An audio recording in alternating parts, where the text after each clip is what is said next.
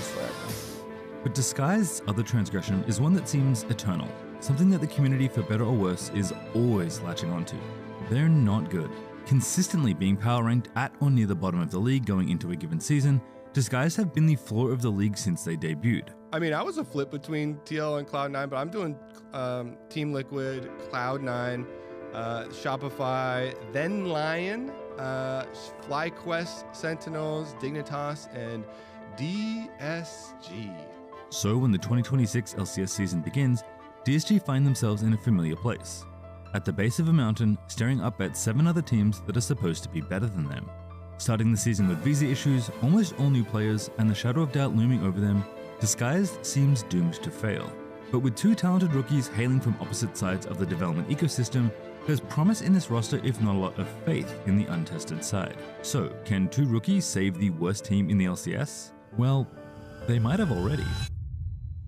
To understand Disguised in 2026, we need to look back at how DSG came to be at all. As it turns out, one fateful tweet on October 30th, 2022 would trigger a chain of events that leads us to current day League of Legends. As well-known streamer Jeremy Disguised Toast Wang tweets, "Yo, who's the best available unsigned pro Valorant player at the moment? Thinking of starting a team." That shot into the void would lead to the first DSG esports team, and less than 8 months later, a familiar looking message would hit the timeline on May 22nd, 2023, leading to Disguised's NACL roster of FakeGod, Tomio, Young, Meech, and Zazel, signaling their entry into competitive League of Legends. A roster that would end up winning the 2023 NACL Summer Playoffs and sending 2 of their players to the then new Shopify Rebellion. Unfortunately, the team would not see continued success in Tier 2, but would get another break in 2025 when the LCS introduced the guest slot, a qualifier system which gave teams a chance to play in the big leagues, something that the LCS hadn't had in more than a decade. Back in the old days, the bottom teams would play the top qualified teams that came through the circuit in the promotion relegation tournament,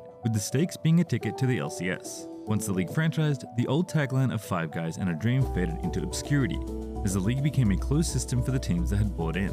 The new guest slot gave that path back, however narrow it might be, reigniting the idea that 5 players that were good enough could go from nothing to something. Disguised, however, were invited to the league in 2025 to fill that slot, as the qualifying infrastructure wasn't in place yet, something that lent more doubt to the team that found themselves now among North America's biggest names.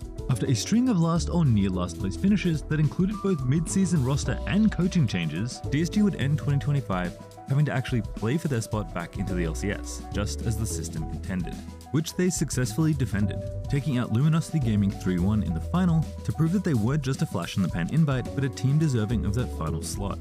That brings us back to 2026, where DSG finds that they have to rebuild basically their entire roster thanks to the newest team in the LCS, Sentinels.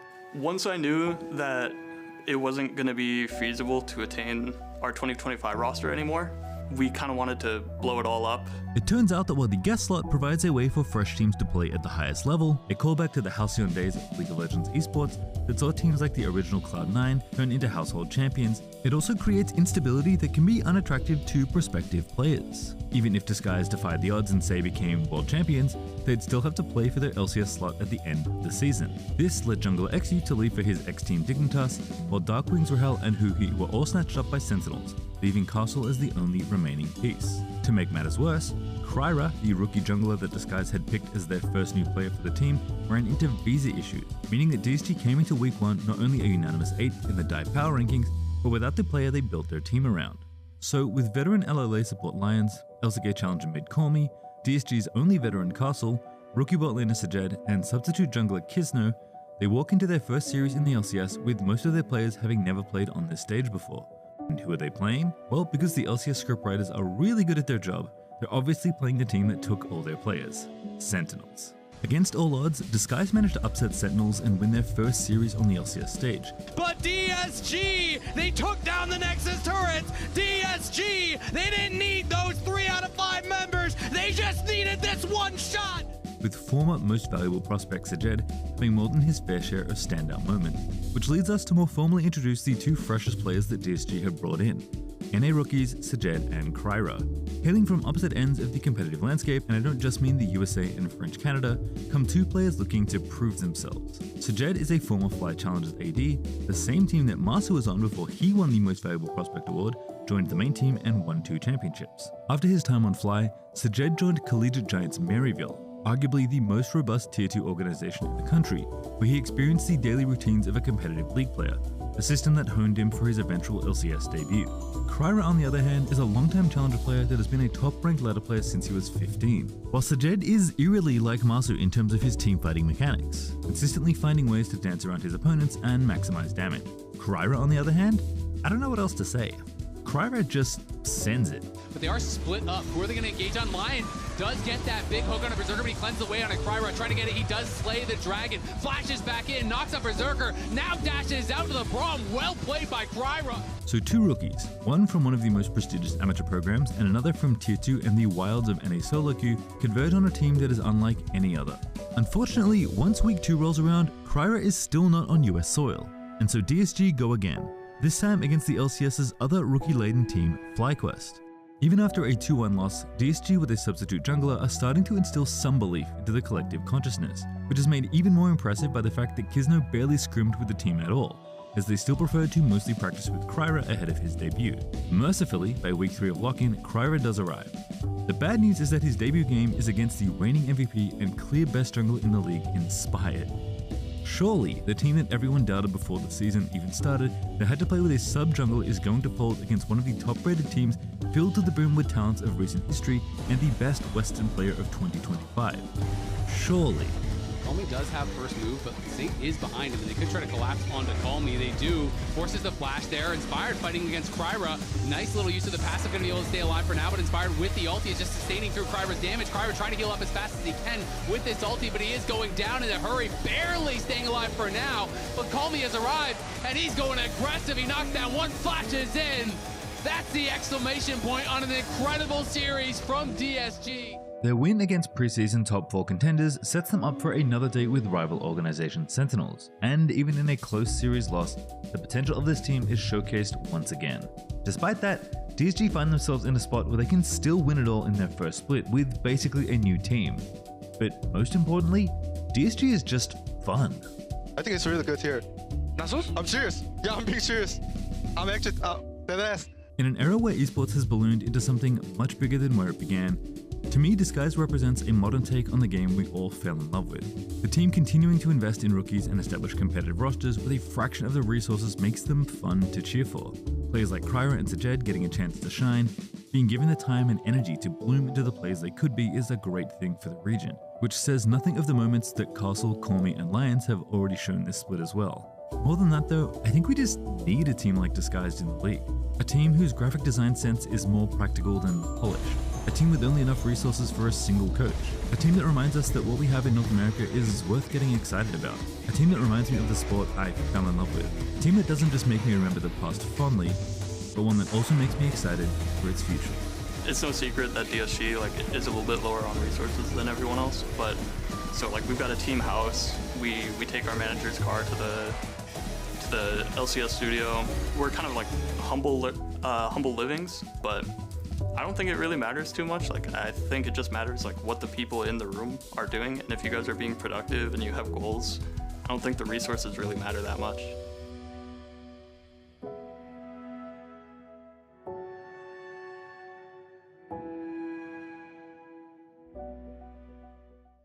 Wait, so this is for content, or what is this for? League of Legends pros are all about preparation, planning, and countless hours of practice. So what if we threw them into a game mode that had nothing to do with any of those things? I played a lot of Mayhem, so... Okay, then you better carry. Should I go just AP Nasus this game? I think don't.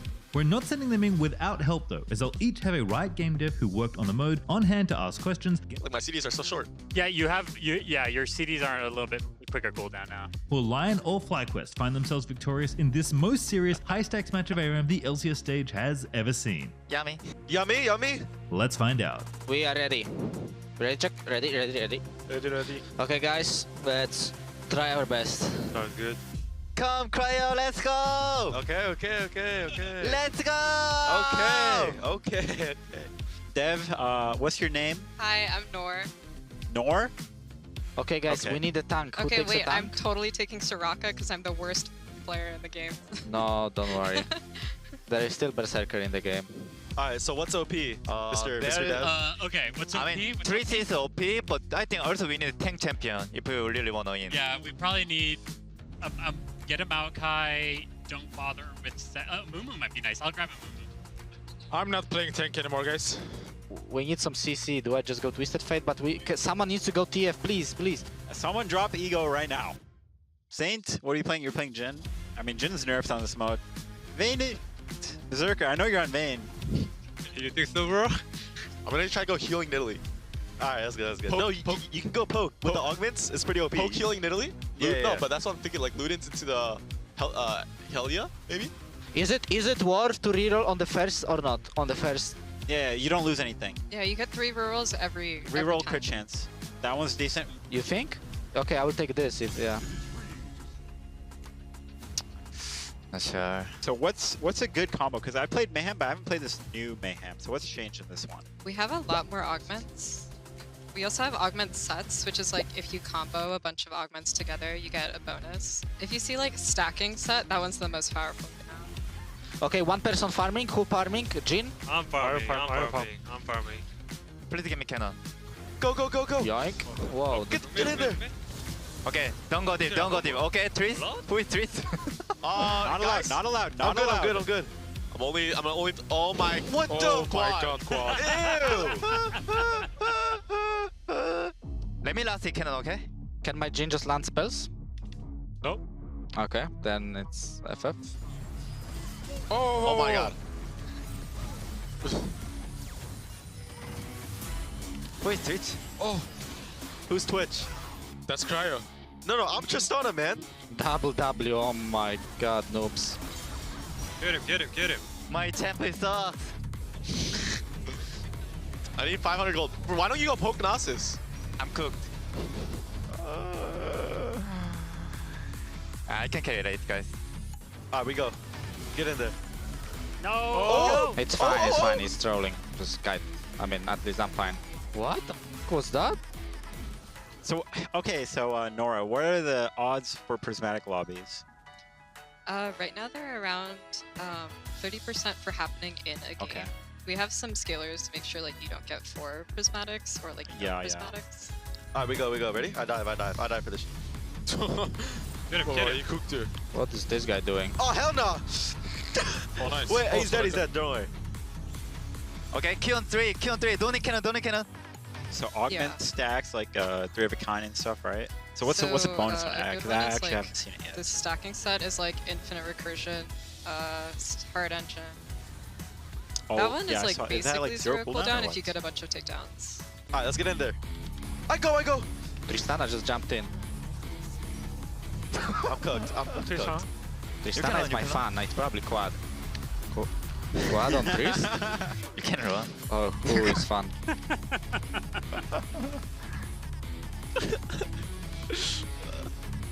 Okay, what's like the most frustrating champ to play against? For me, it's Brand. Like that is so annoying. Brand with Infernal Conduit, just go next. Like holy We moly, nerfed go it next. out of it, but we're gonna monitor and see if we need to nerf it out of it again. Go!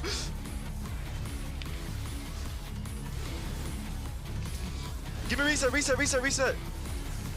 Tristana, I just can't believe it. Like, So is Mayhem gonna be permanent? Can we get some? It's gonna be leaks around there? for a while. I don't know if it's gonna be permanent. Okay. I mean, hey, that's a step towards the right Sure direction is. there. I will say that. Mayhem saved League. It's gonna save League single-handedly. I know it. Bro, Quad, you're so useless, man. I'm so useless. I'm so useless. Please, Hey, who's our Mumu? don't hit cannon, please. Okay. I'm running away. I got him. Okay. I Wait, have I heal. have Smurfing. Okay, die here. I have heal. Oh!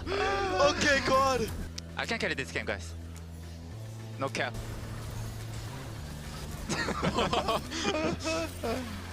There's cannon wave. It's cannon wave, guys. Okay. There you go, Quad. Ah!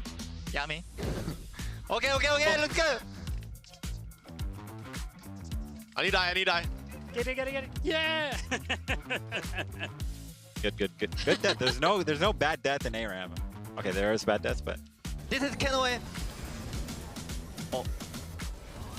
Guys, Quad, get the cannon. How can I get? Okay, I'm just get cannon and die. Die for the cannon. Cannon, I get that's cannon. Okay, pretty it's okay. Die for cannon, die for cannon. I can carry it, guys. I'm full HP.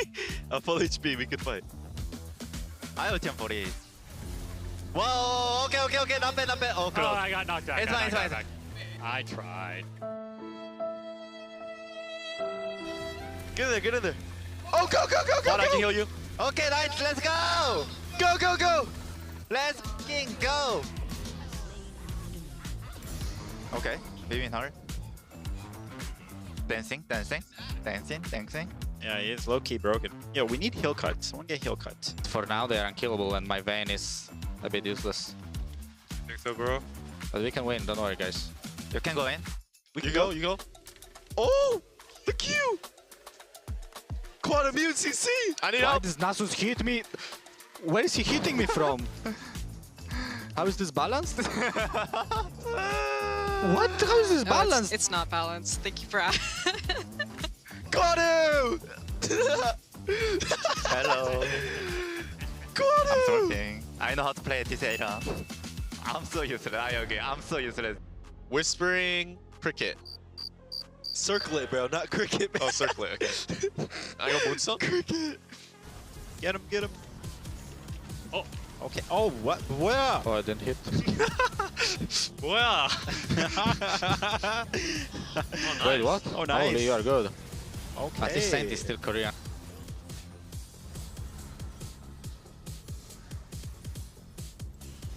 I'm down to go.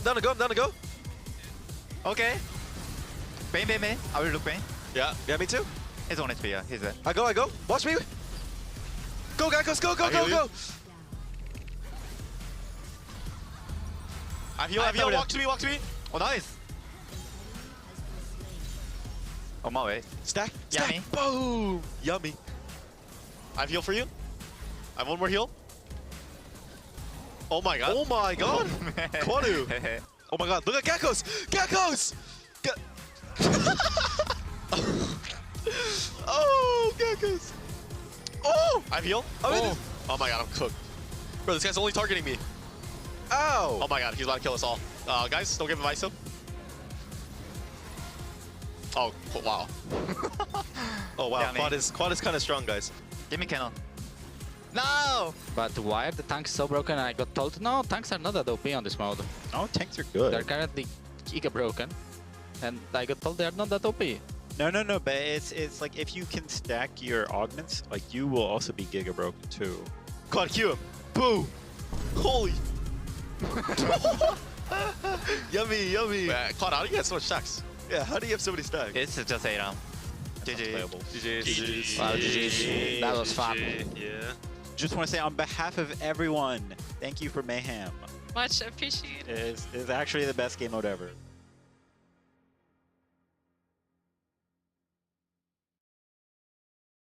When I first joined LCS, I was really bad, like one of the worst mid laner in LCS. Picture this.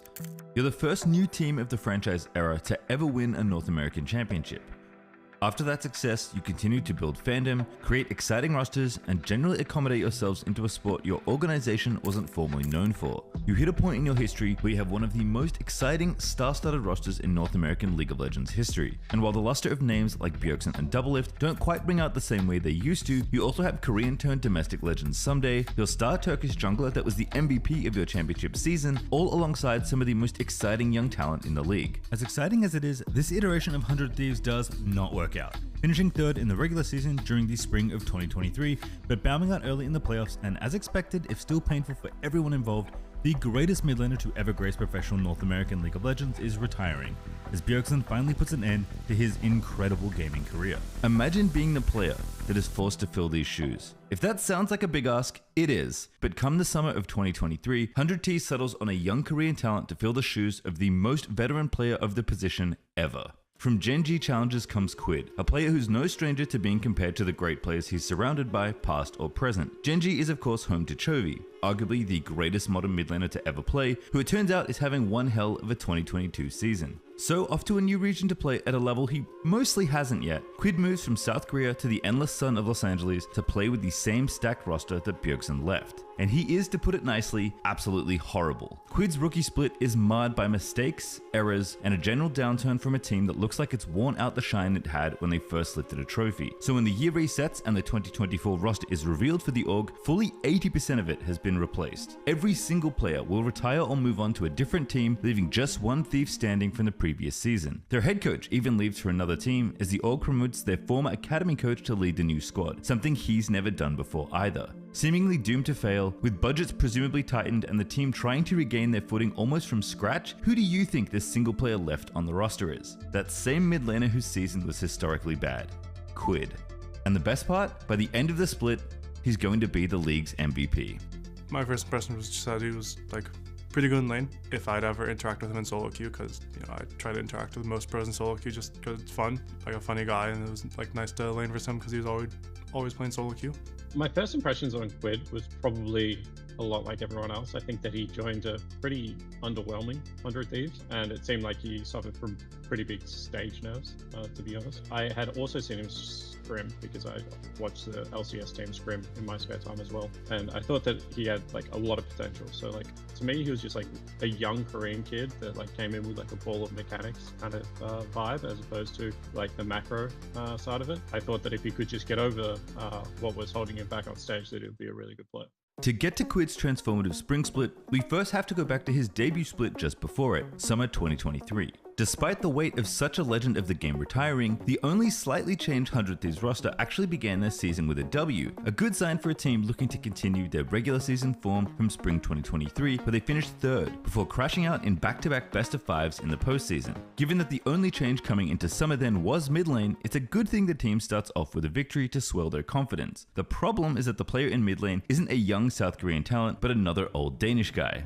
That's right, Coach Nukeduck actually had to fill in for Quid due to visa problems at the start of the split, and shockingly they won with the Ducks' Ahri holding up quite nicely. Quid's actual debut game though, it's perhaps an omen for the rest of the season, as it's an absolute disaster. Yeah, I can't forget that. I think I was playing against Jojo Ahri, and when I first joined LCS, I thought I'll be anyone in this league, and when I play against Jojo, I felt, damn, this league isn't that easy.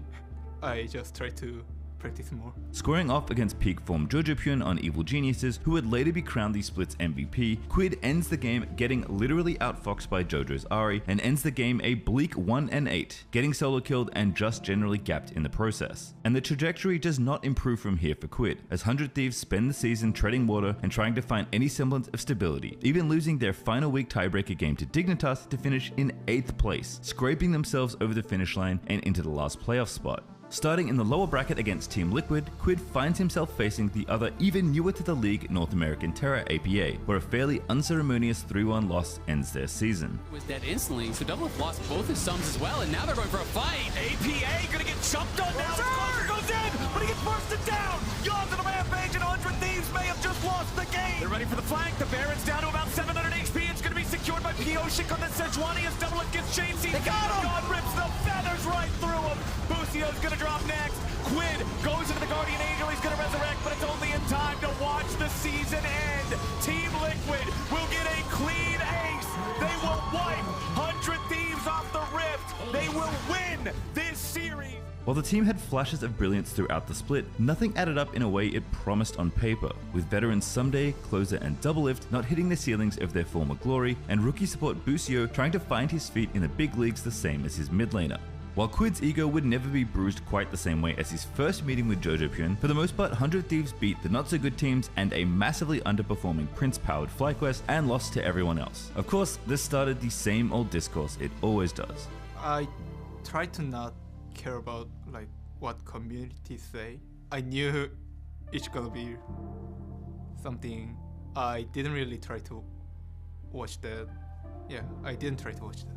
Criticisms directed at just about everything you could think of, with Quid's play becoming a focal point for 100 T's downsizing, and as always, people calling for a change. And a change did come, but probably the one people didn't expect. While some called, as always, for the ejection of any underperforming player, others looked at a truncated split from a player that had barely any time to adjust to his new team, let alone a new country, and wanted to see what Quid looked like after having a bit more time to marinate. Instead of changing mid laners once more, 100 Thieves changed literally everything else. Even Coach Nukeduck left for Golden Glue, who had formerly been the team's academy head coach, brought into the fold to lead the main team for the first time. Apart from Grayson, the other notable acquisitions on a roster that looked like quite the downsize from the previous veterans contained rookie top laner Sniper, brother of former NA Pro Viper, called up from the Orgs Junior squad, and previous finalist jungler River, a player known for playing for his lanes and making solo laners shine. A revamped youthful 100T roster that had in some ways nothing to lose. The only veterans were River and Australian support Ayla, and all of a sudden, Quid is the longest tenured player on the Orgs main League of Legends team after not even half a year with them. Lining up for his first game of spring against the same team and mid laner that knocked them out of playoffs, Quid faces APA in his Ziggs once more, but this time the story is very different. But now 100 Thieves are taking a chance. They want to go in. APA goes to the wall. On his face, he's steal. 100 Thieves followed up, and Quid grabs the kill. Unfortunately, when he meets his other North American nemesis, reigning MVP Jojopyun, who's now on Cloud 9, it's yet another gappening. There's Nocturnal. He's going to be going in on the Flabber, but Flabber turns it around on River. River in trouble, punch in the back line there as well. As you can see, the Nico all going to get popped. It's going to miss on Everett. Jojo's in the back line. He the triple for Jojo as the execution sentence has been passed. Come week 4 though, against the same Akali that gave him trouble in the opening week, and Quid finally gets some revenge. Wall gets Jojo stuck on the right side of it. Now Seismic Shaw falling back over the unraveled earth. Akali ain't getting out of that one, baby. Quid picking up a kill. As the curtain closes on the regular season, everyone starts to notice the same thing. In the games the Thieves are winning, Quid is carrying out of his mind in most of them. Winning player of the game more than any other player throughout the regular season, the Quid masterclasses are a treat to watch. Whether it's his Yone or a control mage like TLAW, Quid has somehow completely reversed his fortunes from spring and is playing like the prospect he was promised to be. He even pulls out Veigar of all champions in the last week of the split against defending champions NRG. Now in the mid lane, another kill goes over to Quid. NRG are falling to pieces. From a player that began his career in North America getting embarrassed by the region's most prominent mids, to finally shaking off his demons by taking them down and propelling his team to a second place finish. Playoffs, however, does not go to plan for the young, aggressive-minded Thieves as they run into a rampaging lower bracket Team Liquid on their own historic run, but the skill on display, particularly by Quid, has not gone unnoticed by the peers or the public. After debuting against Jojopyun to begin his career, merely a split later, he takes the title away from that same player to be crowned the MVP. I was really happy that I won MVP in the season. When I first joined LCS, I was really bad, like one of the worst mid laner in LCS, and in the next year I proved that I'm a good player, and on the split I felt I proved myself, so I was really happy. Turns out if you give a player the right environment, good support, and just a little more time to prove themselves to you, that pressure turns coals into diamonds and nobody into the player everybody else wants to be. The Thieves' excellent run would continue in summer 2024, despite a rocky regular season, with Quid continuing to show his prowess on a host of different champions, but all with the same eventual outcome. When he has a good game, he carries you, from the start of the game straight into the enemy nexus. A third place in playoffs at the end of the year was good enough for his first Worlds appearance in 2024, and the opening split of 2025 saw the Thieves finish atop the heap in the regular season. With the Org leaving the league and falling short of winning another trophy, the former MVP became a sought-after prospect in the offseason. To that end, Quid finds himself on one of the most successful teams in LCS history, and the only team to ever lift a trophy more times in a row than any other. To say Team Liquid Quid is a player to watch in the LCS would be a massive understatement. I think Team Liquid, they have most experience I've ever been in my entire career, so I'm really excited to learn from core, and I want to prove that LCS team can compete against Asian teams in international tournament, so I'll try to focus on that, and I want to prove that I'm a player who can be winner. Yeah, I mean, his first season, as I said, it just seemed like a player that had the tools but wasn't able to put the tool set together, especially in big moments. And I think that his MVP season, especially going into last year, what you saw is a person that played better in big games. And I think that that's a sign of a great player. And when I look at Quid, I see someone that has, gone through the hard part of the beginning of his career to now be in a place where he's very comfortable with his gameplay, comfortable with his style, and able to perform on that bigger stage. We're so back. But for Quid, he never left.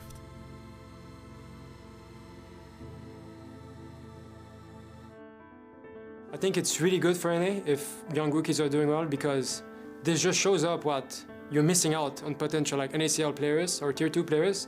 In almost every sense of the word, LCS Team Disguised are an anomaly. They're a guest team, not a franchise team. They live and practice in an apartment together rather than some fancy facility. And instead of being owned by some business figurehead, they're owned by a streamer who used to wear a bread slice on his face. We always refer to Toast as boss man, because he is the boss man. He's not shy about his opinions of what's going on. If we lose, I'm quitting League of Legends esports forever. But Disguised's other transgression is one that seems eternal, something that the community, for better or worse, is always latching onto. They're not good.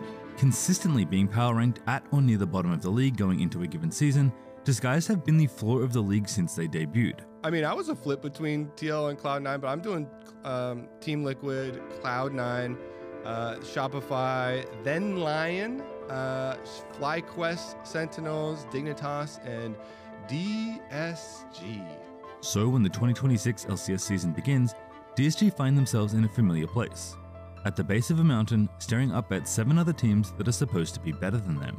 Starting the season with visa issues, almost all new players, and the shadow of doubt looming over them, Disguised seems doomed to fail.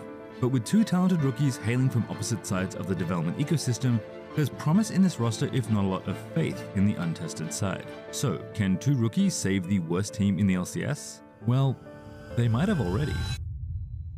To understand Disguised in 2026, we need to look back at how DSG came to be at all. As it turns out, one fateful tweet on October 30th, 2022 would trigger a chain of events that leads us to current day League of Legends. As well-known streamer Jeremy Disguised Toast Wang tweets, "Yo, who's the best available unsigned pro Valorant player at the moment? Thinking of starting a team." That shot into the void would lead to the first DSG esports team, and less than 8 months later, a familiar looking message would hit the timeline on May 22nd, 2023, leading to Disguised's NACL roster of FakeGod, Tomio, Young, Meech, and Zazel, signaling their entry into competitive League of Legends. A roster that would end up winning the 2023 NACL Summer Playoffs and sending 2 of their players to the then new Shopify Rebellion. Unfortunately, the team would not see continued success in Tier 2, but would get another break in 2025 when the LCS introduced the guest slot, a qualifier system which gave teams a chance to play in the big leagues, something that the LCS hadn't had in more than a decade. Back in the old days, the bottom teams would play the top qualified teams that came through the circuit in the promotion relegation tournament, with the stakes being a ticket to the LCS. Once the league franchised, the old tagline of 5 guys and a dream faded into obscurity, as the league became a closed system for the teams that had bought in. The new guest slot gave that path back, however narrow it might be, reigniting the idea that 5 players that were good enough could go from nothing to something. Disguised, however, were invited to the league in 2025 to fill that slot, as the qualifying infrastructure wasn't in place yet, something that lent more doubt to the team that found themselves now among North America's biggest names. After a string of last or near last place finishes that included both mid-season roster and coaching changes, DSG would end 2025 having to actually play for their spot back into the LCS, just as the system intended, which they successfully defended, taking out Luminosity Gaming 3-1 in the final to prove that they weren't just a flash in the pan invite, but a team deserving of that final slot. That brings us back to 2026, where DSG finds that they have to rebuild basically their entire roster thanks to the newest team in the LCS, Sentinels. Once I knew that it wasn't going to be feasible to attain our 2025 roster anymore, we kind of wanted to blow it all up. It turns out that while the guest slot provides a way for fresh teams to play at the highest level, a callback to the halcyon days of League of Legends esports that saw teams like the original Cloud9 turn into household champions, it also creates instability that can be unattractive to prospective players. Even if Disguised defied the odds and say became world champions, they'd still have to play for their LCS slot at the end of the season. This led jungler Exy to leave for his ex-team Dignitas, while Darkwings, Rahel, and Huhi were all snatched up by Sentinels, leaving Castle as the only remaining piece. To make matters worse, Kryra, the rookie jungler that Disguised had picked as their first new player for the team, ran into visa issues, meaning that DSG came into week 1 not only a unanimous 8th in the DIVE power rankings, but without the player they built their team around. So with veteran LLA support Lions, LCK challenger mid Cormy, DSG's only veteran Castle, rookie bot laner Sajed, and substitute jungler Kisno, they walk into their first series in the LCS with most of their players having never played on this stage before. And who are they playing? Well, because the LCS scriptwriters are really good at their job, they're obviously playing the team that took all their players, Sentinels. Against all odds, Disguise managed to upset Sentinels and win their first series on the LCS stage. But DSG, they took down the Nexus turrets. DSG, they didn't need those 3 out of 5 members. They just needed this one shot. With former most valuable prospect Sajed having more than his fair share of standout moments, which leads us to more formally introduce the 2 freshest players that DSG have brought in. NA rookies Sajed and Kryra. Hailing from opposite ends of the competitive landscape, and I don't just mean the USA and French Canada, come 2 players looking to prove themselves. Sajed is a former Fly Challengers AD, the same team that Marsu was on before he won the Most Valuable Prospect Award, joined the main team and won 2 championships. After his time on Fly, Sajed joined Collegiate Giants Maryville, arguably the most robust Tier 2 organization in the country, where he experienced the daily routines of a competitive league player, a system that honed him for his eventual LCS debut. Kryra, on the other hand, is a long-time challenger player that has been a top-ranked ladder player since he was 15. While Sajed is eerily like Marsu in terms of his team fighting mechanics, consistently finding ways to dance around his opponents and maximize damage. Kryra, on the other hand, I don't know what else to say. Kryra just sends it. But they are split up. Who are they going to engage on? Lion does get that big hook on a Berserker, but he cleanses away on a Kryra, trying to get it. He does slay the dragon, flashes back in, knocks up Berserker, now dashes out to the Braum. Well played by Kryra. So 2 rookies, one from one of the most prestigious amateur programs and another from Tier 2 and the wilds of NA solo queue, converge on a team that is unlike any other. Unfortunately, once week 2 rolls around, Kryra is still not on US soil, and so DSG go again. This time against the LCS's other rookie-laden team, FlyQuest. Even after a 2-1 loss, DSG with a substitute jungler are starting to instill some belief into the collective consciousness, which is made even more impressive by the fact that Kizno barely scrimmed with the team at all, as they still preferred to mostly practice with Kryra ahead of his debut. Mercifully, by week 3 of lock-in, Kryra does arrive. The bad news is that his debut game is against the reigning MVP and clear best jungler in the league, Inspired. Surely, the team that everyone doubted before the season even started that had to play with a sub-jungler is going to fold against one of the top-rated teams filled to the brim with talents of recent history and the best Western player of 2025. Surely. Call Me does have first move, but Saint is behind him, and they could try to collapse onto Call Me. They do. Forces the flash there. Inspired fighting against Kryra. Nice little use of the passive. Going to be able to stay alive for now, but Inspired with the ulti is just sustaining through Kryra's damage. Kryra trying to heal up as fast as he can with this ulti, but he is going down in a hurry. Barely staying alive for now, but Call Me has arrived, and he's going aggressive. He knocks down one, flashes in. That's the exclamation point on an incredible series from DSG. Their win against preseason top 4 contenders sets them up for another date with rival organization Sentinels, and even in a close series loss, the potential of this team is showcased once again. Despite that, DSG find themselves in a spot where they can still win it all in their first split with basically a new team. But most importantly, DSG is just fun. I think it's really good here. Nasus? I'm serious. Yeah, I'm being serious. I'm actually deadass. In an era where esports has ballooned into something much bigger than where it began, to me, Disguise represents a modern take on the game we all fell in love with. The team continuing to invest in rookies and establish competitive rosters with a fraction of the resources makes them fun to cheer for. Players like Kryra and Sajed getting a chance to shine, being given the time and energy to bloom into the players they could be is a great thing for the region, which says nothing of the moments that Castle, Call Me, and Lions have already shown this split as well. More than that though, I think we just need a team like Disguised in the league. A team whose graphic design sense is more practical than polished. A team with only enough resources for a single coach. A team that reminds us that what we have in North America is worth getting excited about. A team that reminds me of the sport I fell in love with. A team that doesn't just make me remember the past fondly, but one that also makes me excited for its future. It's no secret that DSG is a little bit lower on resources than everyone else, but so we've got a team house. We take our manager's car to the LCS studio. We're kind of like humble livings, but I don't think it really matters too much. I think it just matters what the people in the room are doing, and if you guys are being productive and you have goals, I don't think the resources really matter that much.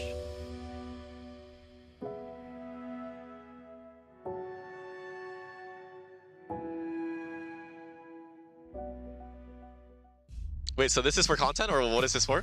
League of Legends pros are all about preparation, planning, and countless hours of practice. So what if we threw them into a game mode that had nothing to do with any of those things? I played a lot of Mayhem, so... Okay, then you better carry. Should I go just AP Nasus this game? I think don't. We're not sending them in without help though, as they'll each have a Riot game dev who worked on the mode on hand to ask questions. Like my CDs are so short. Yeah, your CDs aren't a little bit quicker cooldown now. Will Lyon or FlyQuest find themselves victorious in this most serious high-stakes match of ARAM the LCS stage has ever seen? Yummy. Yummy, yummy. Let's find out. We are ready. Ready, check. Ready. Ready. Okay, guys, let's try our best. Sounds good. Come, Cryo, let's go! Okay. Let's go! Okay. Dev, what's your name? Hi, I'm Nor. Nor?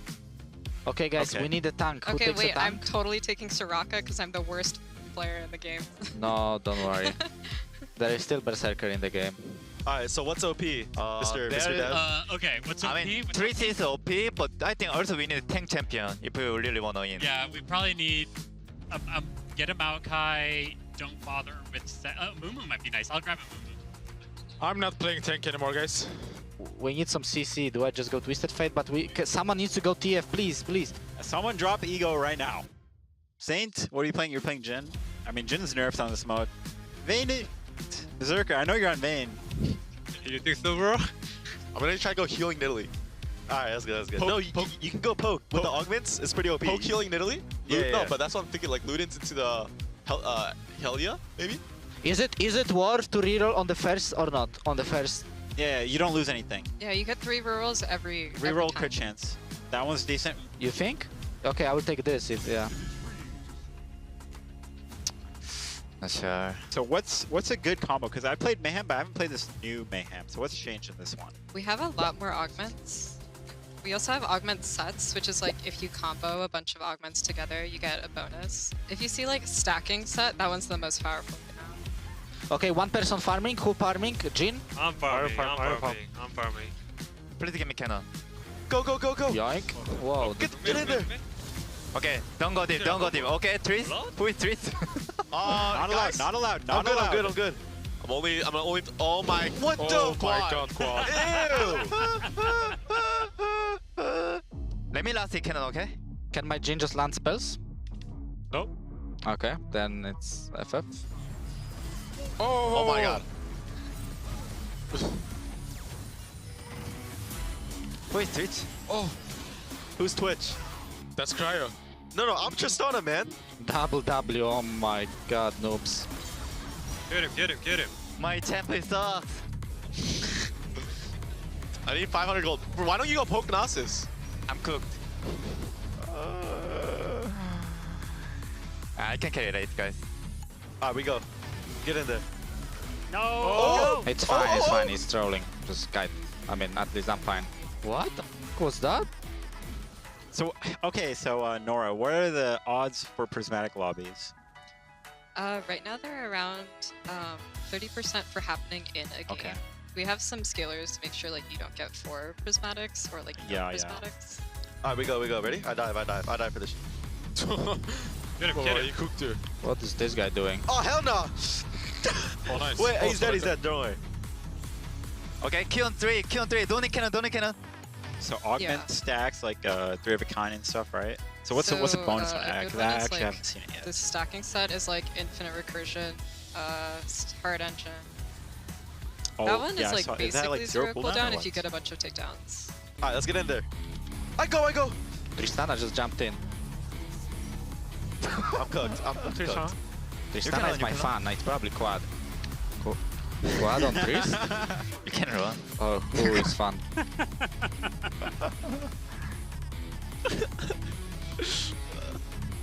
Okay, what's like the most frustrating champ to play against? For me, it's Brand. Like that is so annoying. Brand with Infernal Conduit, just go next. Like holy We moly, nerfed go it next. out of it, but we're gonna monitor and see if we need to nerf it out of it again. Go!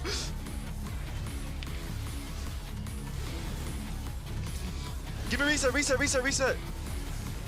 Tristana, I just can't believe it. Like, So is Mayhem gonna be permanent? Can we get some? It's gonna be leaks around there? for a while. I don't know if it's gonna be permanent. Okay. I mean, hey, that's a step towards the right Sure direction is. there. I will say that.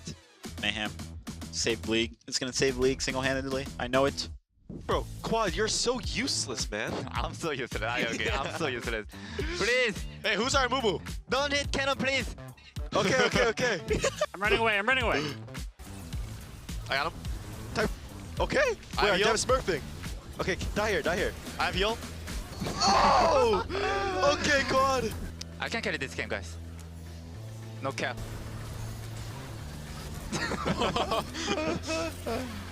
There's Cannon Wave. It's Cannon Wave, guys. Okay. There you go, quad. Ah! Yummy. Okay, let's go. I need die. Get it. Yeah. Good death. There's no bad death in ARAM. Okay, there is bad deaths, but This is Cannon Wave. Oh. Guys. Quad, get the cannon. How can I get? Okay, I'm just get cannon and die. die For the cannon. I get cannon. Okay, it's okay. Die for cannon. I can carry it, guys. I'm full HP. I'm full HP. We can fight. I will jump for it. Whoa! Okay. Not bad. Oh, Oh, I got knocked out. It's fine. I tried. Get in there. Oh, go. Quad, I can heal you. Okay, nice. Let's go. Go. Let's fucking go. Okay, maybe in hard. Dancing. yeah, he is low-key broken. Yo, we need heal cuts. Someone get heal cuts. For now, they're unkillable, and my Vayne is a bit useless. Think so, bro? But we can win. Don't worry, guys. You can go in. You go. Oh, the Q. Quad immune CC. I need Why help. does Nasus hit me? Where is he hitting me from? How is this balanced? What? How is this balanced? It's not balanced. Thank you for asking. Got him! Hello. Got him! I'm talking. I know how to play this era. I'm so useless. I'm so useless. Whispering cricket. Circle it, bro, not cricket. Oh, circle it, okay. I got moonsault? Cricket. Get him. Oh, okay. Oh, what? Where? Oh, I didn't hit. Where? Wait, what? Oh, nice. Holy, you are good. Okay. I think Saint is still Korean.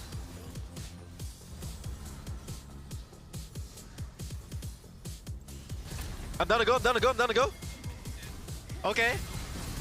Bane. I will look Bane. Yeah, me too. He's on HP, yeah. He's there. I go. Watch me. Go, Gaikos, go. I heal. Walk to me. Oh, nice.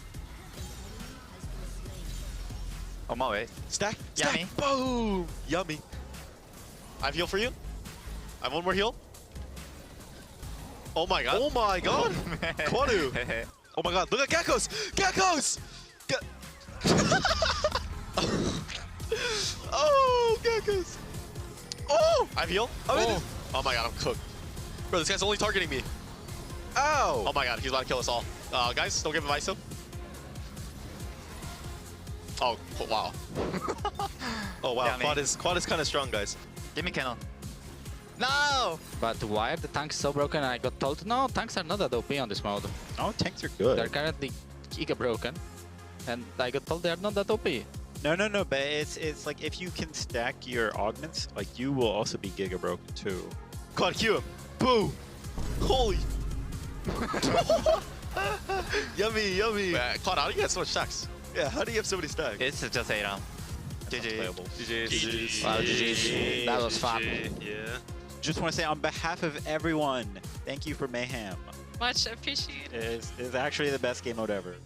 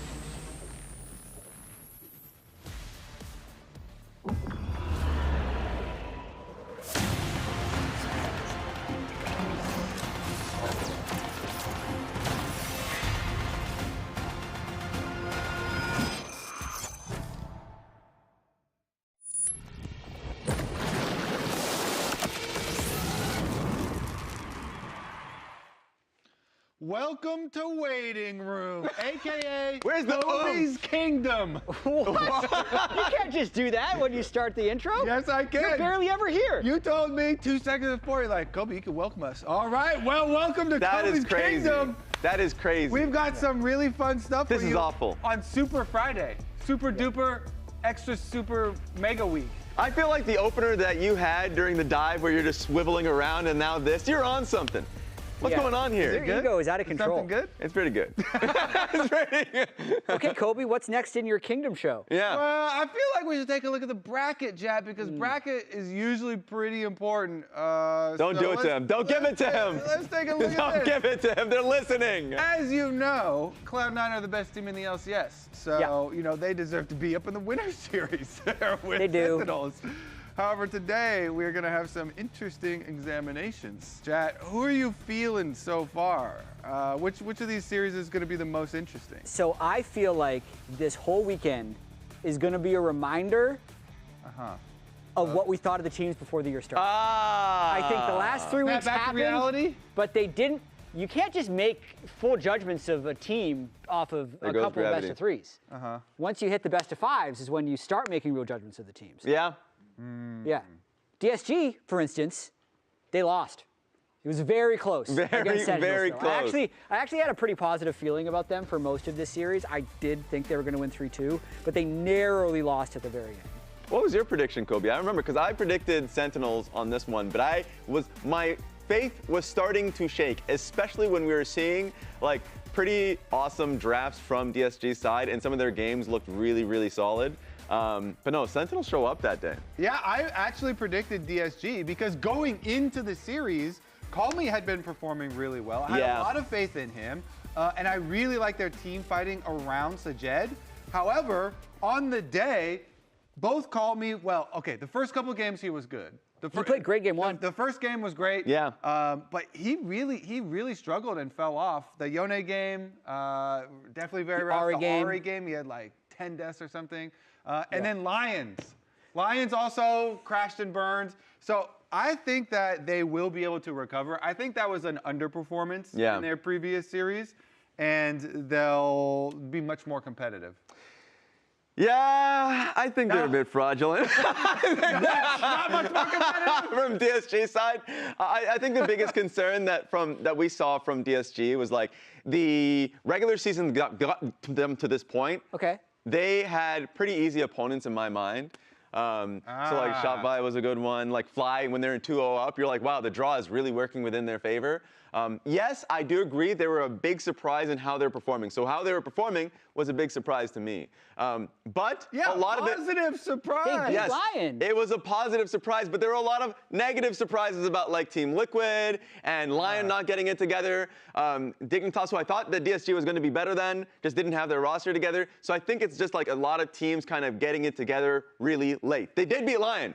They did. But I don't think that's going to last for a very long time. So, and you're right. Calmy looked great during the early parts, but I'm starting to see the concerns that I had prior to the season start to really seep in once more.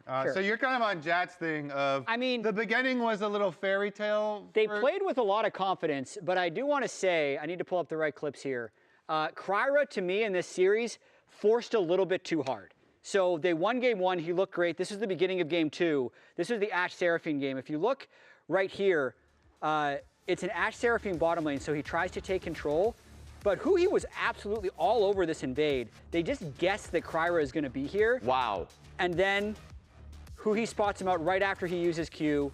Kryra has to run away, level 1 minute into the game, while Hambach is on his red buff. So he never really recovers from this in this game. Go to game 4 on Mundo, another win will actually get them the series. And the beginning of this play makes sense, right? If we look at the minimap, Veigar's in base, they have Ari TP first. They think they can at least push him out of the river, maybe get Crab. So Kryra tries to get Crab, doesn't get the smite. They see who he They chase over. right there. Oh yeah, hold on. Who he's right here. Yeah. Let's he's right here. See him right there. He passes it there. Bot lane, you know, only 2 people down here. Yeah. Veigar's back in lane. The play's over, guys.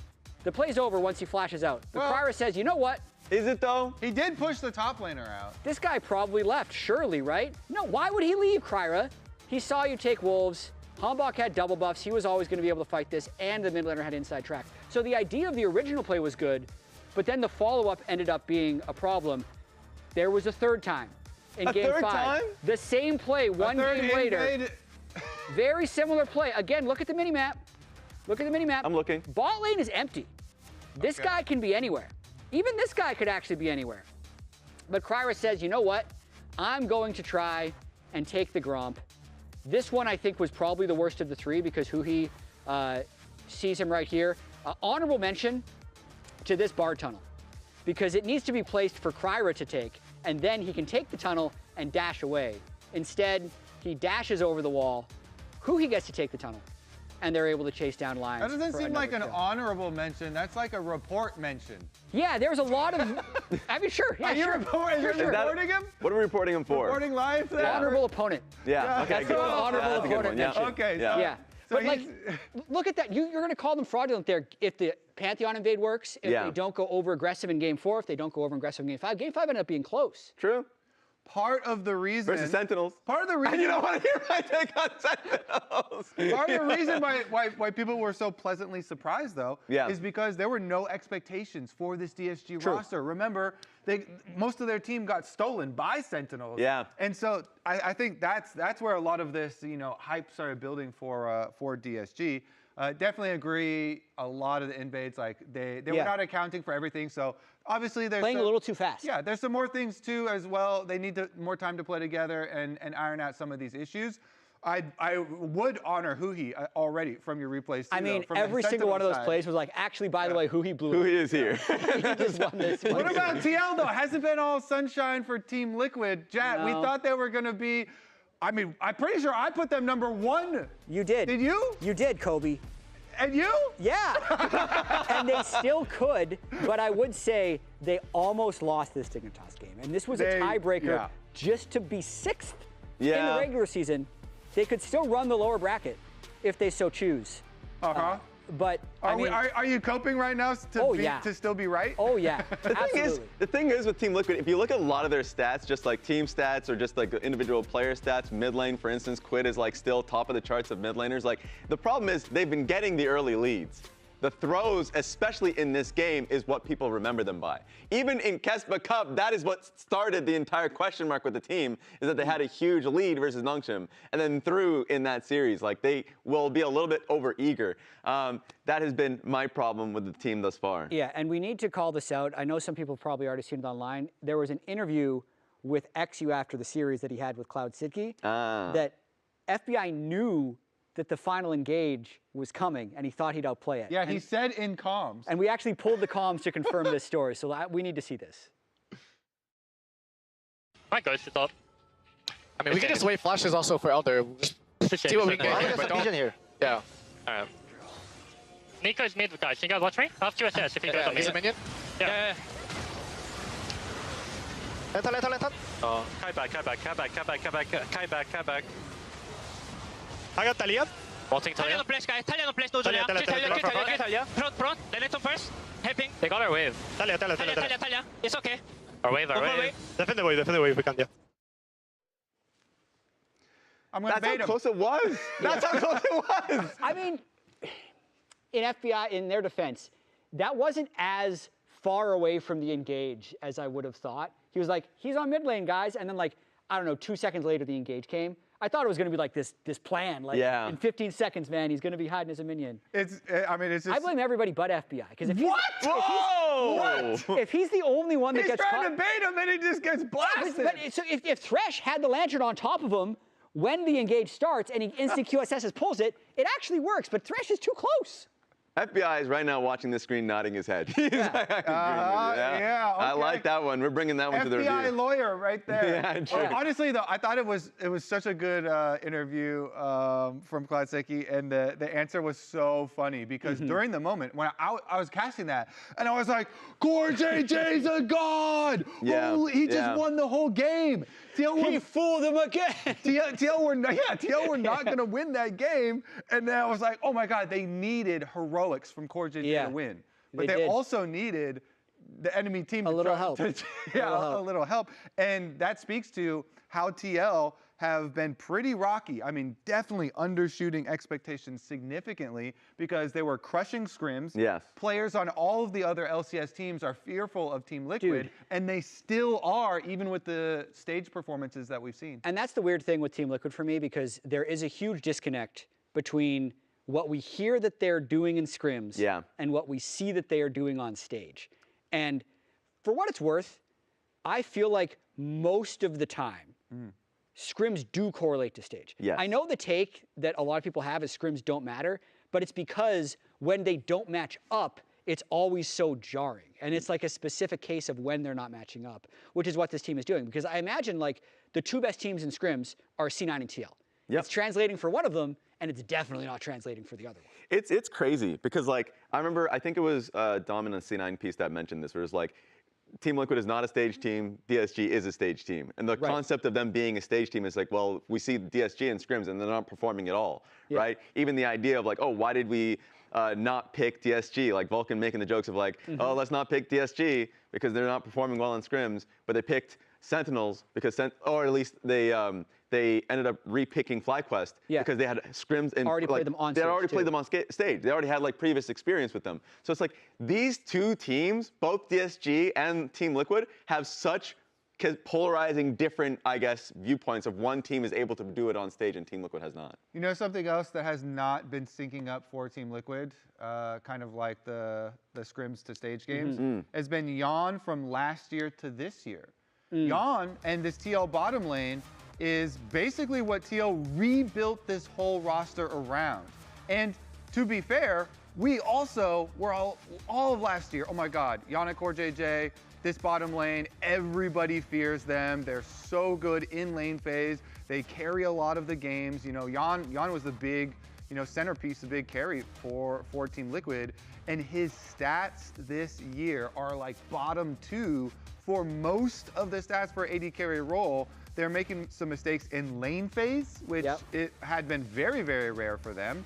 And then also something I found very interesting when I went to go deep dive on these, he actually is getting the, second to least CS of his team. This one at the bottom, between 15 and 30 minutes, teams usually get to choose where they give CS, the easiest CS, and they usually will funnel it into AD carries. But Yan down there at 7th place, between the 15 and 30 minute mark, is getting the least percentage of CS. So it's not even like... Which means generally Quid and Morgan are just gobbling it up.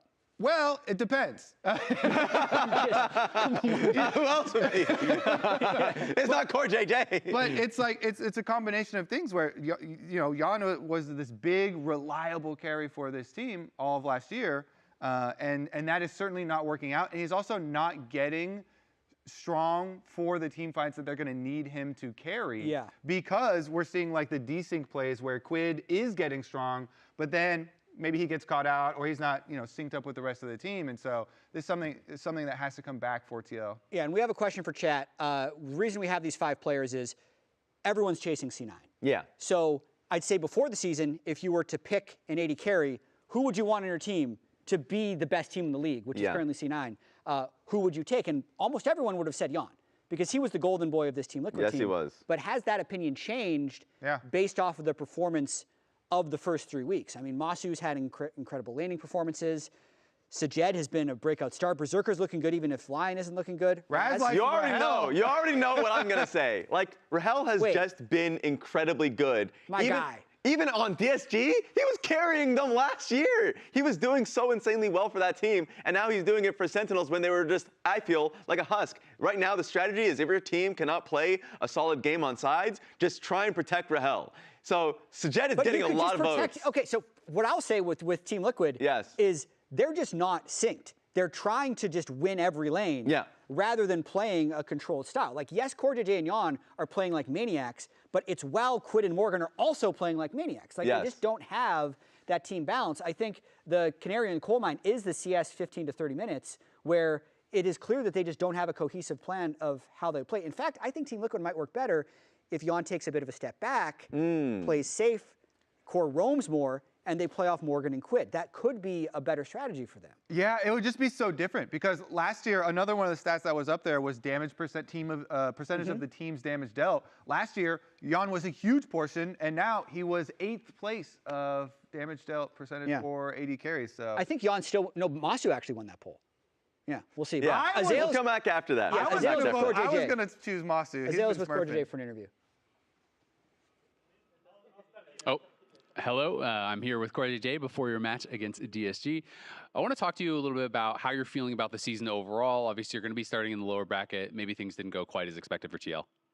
Yeah, but even though I didn't expect we're gonna start from the lower bracket, only thing I expected is like to win the Lyon tournament here, and I didn't think we failed it yet. So we will try to make it, and I'm glad we have a lot of games to win. Like more game is better.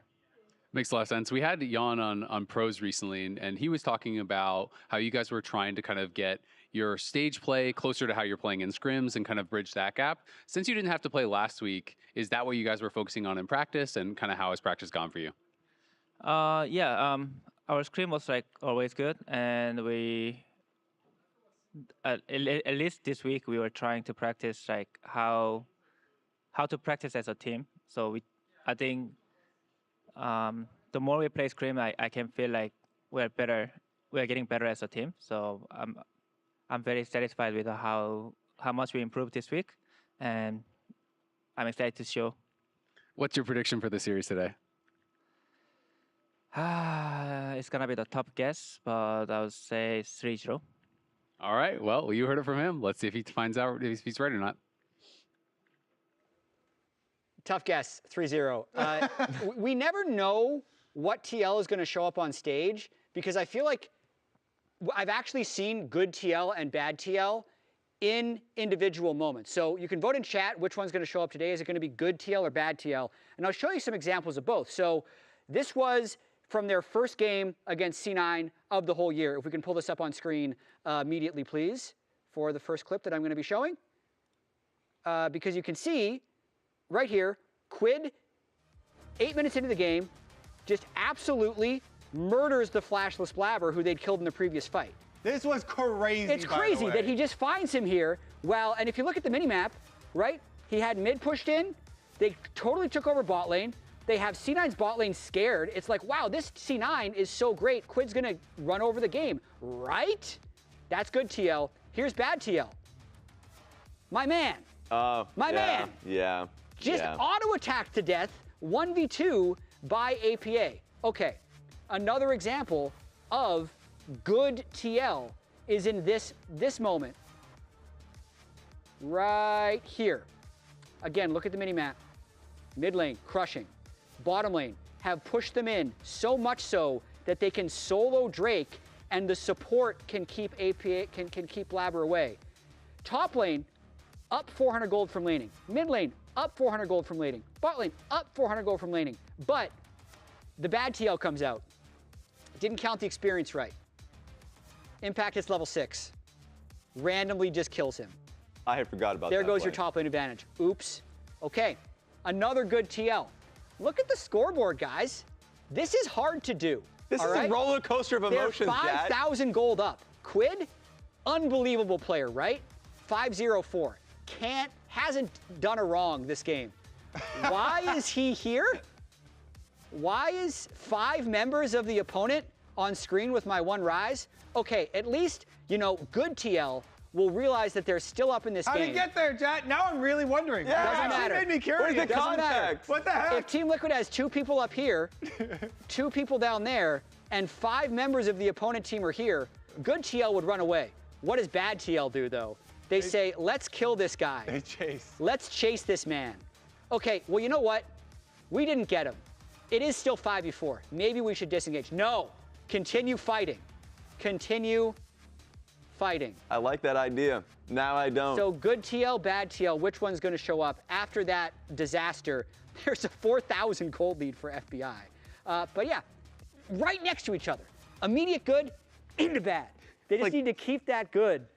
It's the new age Dr. Jekyll, Mr. Hyde. I'm still wondering how Quid got there. I think he rise ulted. Interesting. I think so. Interesting mystery. Thumbs up, guys. Will we get good TL? Good TL is winning barely. Yeah, I mean, well, it's a wobbly. It's a wobbly. 58% up. It's a wobbly one. I still think that scrims matter a bit, and they are so good in scrims. And I think the hard part of what I just showed, winning every lane by 500 gold 5 minutes into the game, having 5,000 gold leads, that's the hard part. Yes. They've already done the hard part. The easy part is to just keep your head. It's crazy, because like the scheduling kind of tricks you a little bit. The fact that, yes, they lost 0-2 to C9, but they were probably the closest like opponents in like first C9 for a while. Like the toughest opponents that C9 has had so far. And then they dumpstered Shopify Rebellion, but now that's maybe not as impressive. And then, the next few I days. didn't even show the game against Shopify because that was only good TL. Yeah, that was only good TL. They beat him in like 22 minutes. They just spaced it out because the next week was bad TL. It was. I've got another idea too. Which of these two teams do you think is under more pressure? Because Team Liquid, with the high expectations and with the structure that they have at Team Liquid, they spend a big and they have a lot of pressure to win. Meanwhile, on the other side, DSG, they do not spend big. It's the opposite of that. Yeah, it's the spend the little as possible. Coach talks about this. Be as frugal as possible and still get the value. And it seems like they always have really good vibes as well, whereas you can't help but have a lot of pressure on you when you're underperforming at TL. I think TL is under more pressure, but I'd say the amount of pressure that DSG is under has increased from the start of the split by a lot. You get a taste of success. I think that's what happened a little bit in the Sentinels series. Like finally, when they were up 2-1, they're like, oh, we're expected to win now. We're expected to beat Sentinels. We're expected, like they were a game away from clinching their first international tournament. They would have been guaranteed either first stand or Battle of the Americas, and they kind of choked it away. And now I feel like there's additional pressure when you were that close, and now you're against like a really good team. Yeah. So I still think TL's under more pressure. Yeah. But DSG is no longer playing for free. I think something that I've really enjoyed watching DSG is that they have full faith in themselves. True. And they trust each other as well. And they're embracing their creativity. So if DSG do want to actually win this series as well, I think they need to continue to embrace that creativity. We did see a little inkling of it last week. Wait, I pick Cassandra on. Guys, it's time. For what? Nasus. Okay. You're fine top, alone? It's actually good, no? Yeah. I think it's really good here. Nasus? I'm serious. Yeah, I'm being serious. I'm actually, that is. Go Nasus. So we've created a segment as well.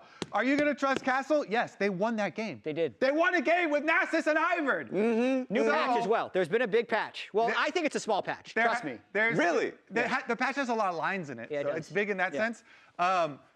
We are also in best of 5 Fearless now. So as you get deeper and deeper into Fearless, trust in your teammates and them having trust in their own champions goes a long way. So we have Nasus up here twice because they were able to win with it. What other champions would you foresee them possibly using? I think Maokai got a nice little buff to clear speed on the Q, which already does a lot of damage. Okay. So you can do like Yone compositions. You go Maokai plus Yone. I trust that. You could even throw a Brand Jungle. It's less likely. I don't trust that. But they did buff don't him a trust little me bit. on that one. Get that off the screen. I don't want to see that. I don't want to see that. That one I'm not Kobe's dead saying ass. trust me. Maokai, I'm dead ass. Okay, I'm trusting you. I'm trusting you. Maokai dead ass. What else? What do you got, Raz? Okay. What? Fizz got changed in the patch. Hey, Fizz hell jungler. no. Are you kidding me? Maybe a little Fizz jungle in your life. Why are you trusting that? I saw a perfect game from Kenyon in solo queue playing this. He's trusting it a little How bit. many kills? He was like 12-0-6. Okay. I mean, you know what? I don't trust that. You don't trust it? No? Carry junglers are hot right now, Jack. Okay, Come fine. on. Carry junglers are hot. I like, maybe we could get a little Graves up there. Maybe top lane. Maybe a top lane Graves. I trust it. I'll trust top lane Graves. Okay. All right, what about top lane Shen? Shen is super underrated right now. Helps you. Game 5, you need a split push threat, and he can build Bandle Pipes when you want an Enchanter support, Chat. Enchanter supports are on the rise. You still need your Bandle Pipes. I like Shen. All I right. like Shen. Okay. Yeah. All right. We'll take How about We'll take it. this got nerfed, but only because it was so good. Kryra, Zach. Oh. It got banned last week. It is a specialty I think for it's him. there. It's a specialty. Game Another 4, Game one, 5. You know what runs through solo queue? That's game 3. 3? Yeah, he'll pull it out early. Okay. He's that good. All right. How about Riven? The top like 5 players in solo queue spam Riven and Griffin is not in this game. Yeah, we're not accepting What are you this. doing? We're not Castle, accepting it's a Castle this. Riven. We're not accepting this. A Castle Riven, have you seen He got it? a Nasus. Yeah, he's okay for now. What about Annie? Annie got changed a little bit of a buff. I'm saying if Inspired in this game? He's not in this game. Making his mid laner play He's not Annie? in this game. Let's get rid of that. He's not in this game. I'm trusting a Kaisen no matter what, Sajed. I'm trusting a Kaisen no matter what. That one's proven. That's a good one. We'll That's take proven. it. There you go, We'll take it. You Raz. don't even have to say the duh and the dead ass. You get it out. Okay, well, that's DSG's Okay. picks. We also have some pre-match banter from Team Liquid. Let's take a listen. Okay. So, John, if today we give vodka, you're not gonna be mad? No. Game when it might be. If you have a reason, I don't care. You better have a good reason. As long as you have a reason, it doesn't have to be, Jose, it doesn't have to be a good one. You better have a reason is all. My reason is gonna be I'm bi, I don't wanna fight. If we don't fight this... Yeah, I want to fight. Yeah, I'm down. I mean, they're in good spirits right now. And I think it comes down, we should probably just speak on our predictions because it seems like a lot of people are confused going into this series. And I will ease your confusion just a little bit, just a bit. And I will show you guys a little bit of history in the LCS here about slow starts but strong finishes. Let's start early, 2018 summer with Cloud9. I remember this. 10th place in week 3. Remember, week 3, 3 weeks of play. It's going to be a little bit rough. You're in 10th with 1 and 5. You find yourself second. Of course, I think there may have been some rough times there. There was a 10-man roster incident. Yeah, the 10-man roster incident. But still, they finished second. That was good. That was a great finish. 2022 spring. This is Evil Geniuses. This was tied for 7th. I remember this period. They were like struggling and fighting to get into playoffs. They get into playoffs. They make the lower bracket run. Bam, first place finish. The same could be said about NRG, a team that was tied for 7th, 3 and 6 by week 3. People were already kind of looking at that roster and saying, I don't see it. I don't see it. Makes that lower bracket run. Finishes first place in playoffs. I'm just saying, you may have a slow start, but you may have a strong finish. That's why for me, Team Liquid, I have taken this series. I understand that it's happened 3 times. Yes. We've had 13 years of LCS, and there's been usually the 7th place team doesn't finish well, right? How do they relate to those teams? Like, I agree with you, they're bottom, but why are they like those teams? This took me a long time to research. I didn't pick up those teams. It took me a while. The big thing is that a lot of these teams, really struggle to get it together and have the same vision of the game. Yeah. With Team Liquid, I feel like there's a little bit of that, but it's mostly just not coming out on stage. It's happened before, buddy. It'll happen again. Yes. So, something that has happened a lot with Team Liquid is that Steve has been able to pay, and there's a whole meme around paid by Steve. It's an old meme. For victories. But it's true. There's another meme that has to do with money, and that is Scrim Bucks. Oh. Okay. You already, at the beginning of the show, said that you trust Scrim results. I mean, I love Scrim Bucks, and I'm the only one that's been paid by Steve. Well, luckily for you, wait, this is a real one. Whoa! Give me that real dollar. They gave me real money. Give me I that. thought it was going to be fake money. I'm not giving you that one. I got Scrim Bucks and real bucks. I'm keeping the real ones. But Team Liquid Scrims, these Team Liquid Scrim results, are you ready? Do you think the Team Liquid Scrim results are finally going to actually translate to stage? Give me some of this. I'm not going to go to jail for trying to pass this. Okay. These look actually like we're trying to forge money. Focus up, Chad. Focus up. Actually. Paid by Steve. Are we allowed to do this? Team Liquid have been crushing scrims all year long. All the other teams are scared of them. Yep. I think it is finally going to show up on stage. Core JJ, Azael just talked to Core JJ. He said practice went great. They're happy with what they improved on this week. I think it's happening, Raz. Also, Spawn had an update on Twitter. We're talking about how the team had a real first friction, basically conflict. What? It was good conflict. Conflict. Yeah, Core JJ stood up from his seat. No, but and he felt like they were coming to great conclusions. And so, I'm just saying.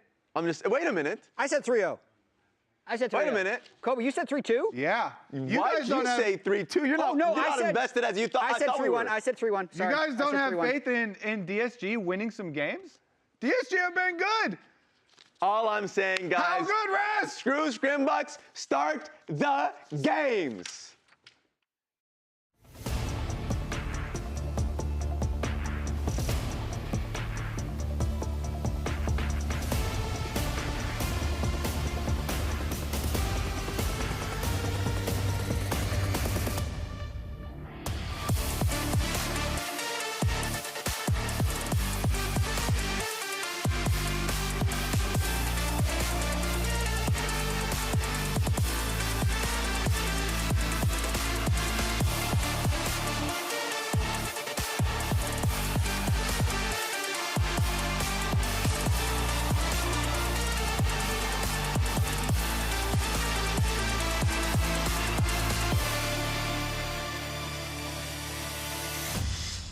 Welcome back to the LCS. It's Super Week here at the Riot Games Arena, and it's do or die for many of our remaining competitors. First up, Disguised have had a much stronger start than last year, but after a tough Game 5 defeat last week, they're only one series away from elimination.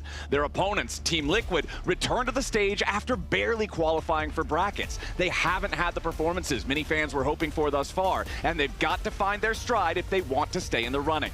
Can Team Liquid get it together, or will DSG knock them out and pull off the upset? Let's find out right now. Ladies and gentlemen, I'm Captain Flowers, joined by Azael and Emily for this best of 5 where the loser is done till spring. Yeah, that's kind of crazy, a lot of actually, pressure. now that you say it. I also want to know if we're like trying to pass off fake money as real money in the lounge. We should What's probably going on with not that? be doing that. It is. Look, I am going to go ahead and say we are not trying to do that for anybody watching at all. Yeah, cover our bases. I like how you think. But in looking at these two teams, the big thing to me and the kind of surprise in all of the analysts, especially Raz's prediction, is how confident they are in Team Liquid. I know so many of us put them at the top of our power rankings. I do still feel like there's so much more pressure on them in this game because of the names on the roster and because of preseason expectations coming, as the lounge already pointed out, from those scrims where everyone I talked to, and I know you guys had the same result, is everyone was saying they were absolutely dominating everyone in scrims. Yeah, I mean, the reality is, if TL lose here, though, it's kind of the same result as Summer last year, right? Where it's like they fell out, you know, you'd be 5th, 6th, and that would be a massive disappointment for this team that rebuilt, retooled, got Quid, who was kind of the hottest offseason prospect, to just have the same result as this disappointing finish in Summer would be crazy. So yeah, the analysts are still feeling pretty confident in Team Liquid, but I don't think they've shown us enough on stage yet to really kind of earn that confidence. So they have to be able to show us here today how well they can play against the DSG, who has been very competitive. They went 5 games against Sentinels. They've been good throughout the lock-in tournament.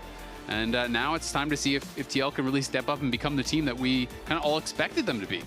Yeah, exactly. And I think this is a really, really nice pickup coming out of first pick for DSG, taking away the rise from Quid. I feel like when TL have been using Quid's playmaking or kind of going for set plays, a lot of it has been when he's on this Rise pick. They seem to have had a lot more success in terms of moving around the map. With Rise, he gives you such easy access to side lanes. So really nice pickup coming out of DSG rather. Yeah, absolutely agree. I mean, it's also going to be comfort for Call Me, and I think Call Me had some pretty rough games against the Sentinels. A number of the DSG players did, to be frank, have games that were kind of below their expected standard. Lions had a really shocking series. Kryra had some moments that really did not go well. So I think there is also this question for DSG. It's like, can you shake that off? Can you kind of, have that goldfish memory, forget about the last series, just go back to playing how you had been playing prior to that series? Because there were definitely some tough moments in it for a number of these players. But I will say Castle was a big standout. He was playing really, really well. I think Sajed has been fantastic, and they're going to lock in the Nami Corki, a really powerful bot lane duo here for Sajed and Lions. So we'll see how they can perform on that. Yeah, and as we see on the TL side, them locking in Yunara and Nico, another really strong bot 2v2 coming out here for TL. And I think TL bot lane has been the focus, not just of the team, but of other teams, right? We saw even in that best of one against Dignitas, they split the map. They made it a really huge point of pressure to try to attack that TL bot lane. As we see the Ambessa coming in, most likely going to Morgan, but could also be going to Jose Diogo. Yeah, there's always that possibility of it being a flex. Castle's most played by a lot is the Renekton's. They're going to ban that away, which does also lead me to believe that it's going to be Ambessa top. Exactly. You're trying to deny some of these more difficult matchups here. But DSG, obviously, going to be pretty happy. Not only did they get first pick, but they got full counter pick of what we're expecting the bot lane to be. Quid could potentially take the Nico, but we're expecting that's the full bot lane. So they have the answer there. They have the priority mid pick. And still respect, though, from DSG that it could actually be a jungle Ambessa because they're banning out the Gwen. Yeah, and I mean, kind of covering all of your bases also could be something to set up for potentially whatever Castle wants to pick. Did that say my boss quit today? So I came to LCS. Sorry, I got distracted. As the Jace ban coming out against DSG as well by TL. Yeah, Castle is one of these guys that is very flexible. Obviously, the Nasus pick got a lot of attention, but he loves some of these kind of like solo queue answers and various picks. So he's more difficult, I think, to predict, which I do think is why we're having some more of these top lane protection bans coming out there. Anivia going to be taken away, has become kind of the de facto answer to Ryze these days in competitive. It has really risen in popularity around the world. Had been more Cassio that people had been looking towards, but I feel like people just got so used to that matchup and were able to pretty easily respond to it just with phase rushing out of the Cassio W, whereas Anivia is really difficult to deal with. As you see, as if they're listening, the Cassio hover, but it will be the TLAW locked in for Quid going up against that Ryze. And we'll see what DSG want to respond to it on the other side. And this could be the first TLAW for Quid so far this year. Of course, they haven't played that many games, so not a big deal. It is one of his most played all time. I was going to say, when I used to think of Quid and River working together on 100 Thieves, they ran the TLAW in both positions, actually. But they also ran that TLAW Vi so much. So we know how powerful Quid can be on this pick. As we see the meatball machine, as Clayton was calling him last week, the Scion locked in as that frontliner for DSG. Yes, exactly. That's what it was. All right, so we'll get the Scion, we'll get the Wukong right next to it there in the jungle. So there's your front line on the side of DSG. Meanwhile, for Team Liquid, the last pick coming through here. What is it going to be to round out this roster? Let's see.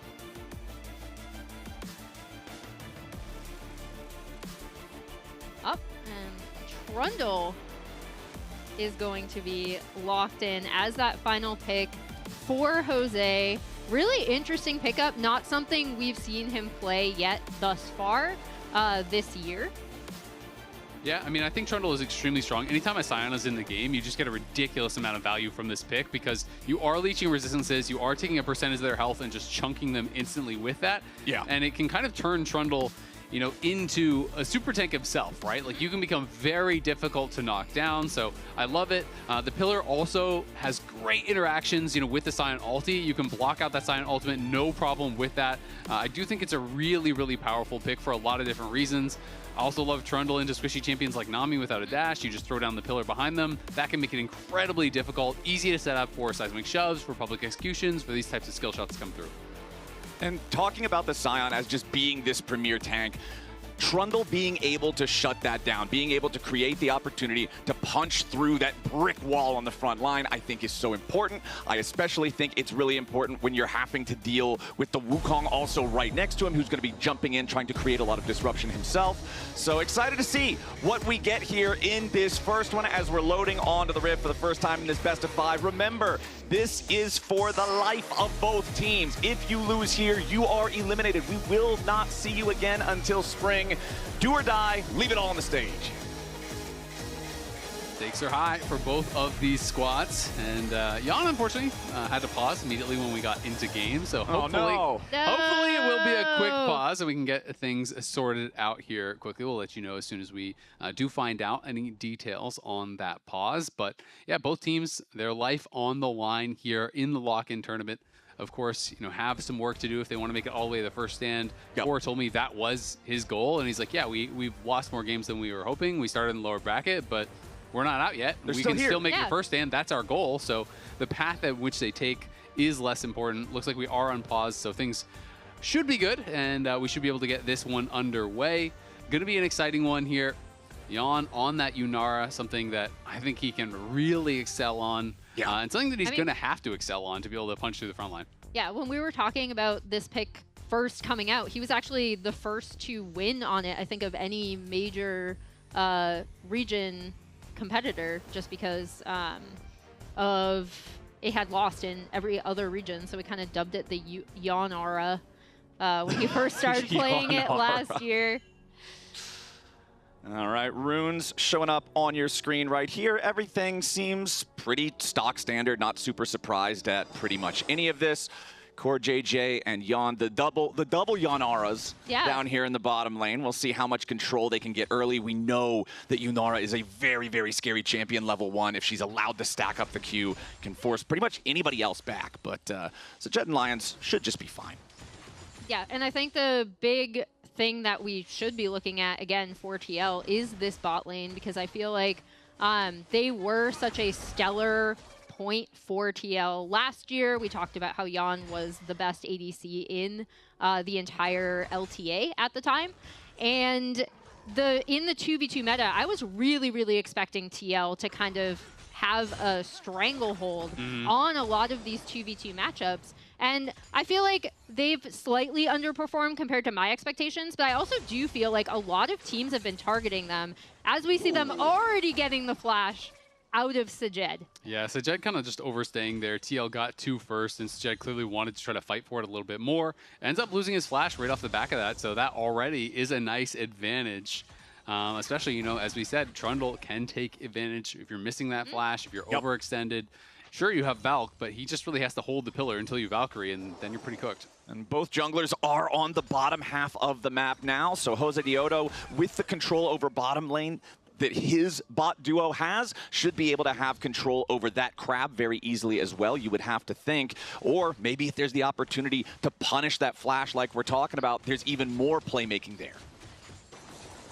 Yeah, as we see them all the way pushed up to turret, doing a really, really good job of completely taking over the push on this bot side, and really, really nice looking for this TL bot lane thus far.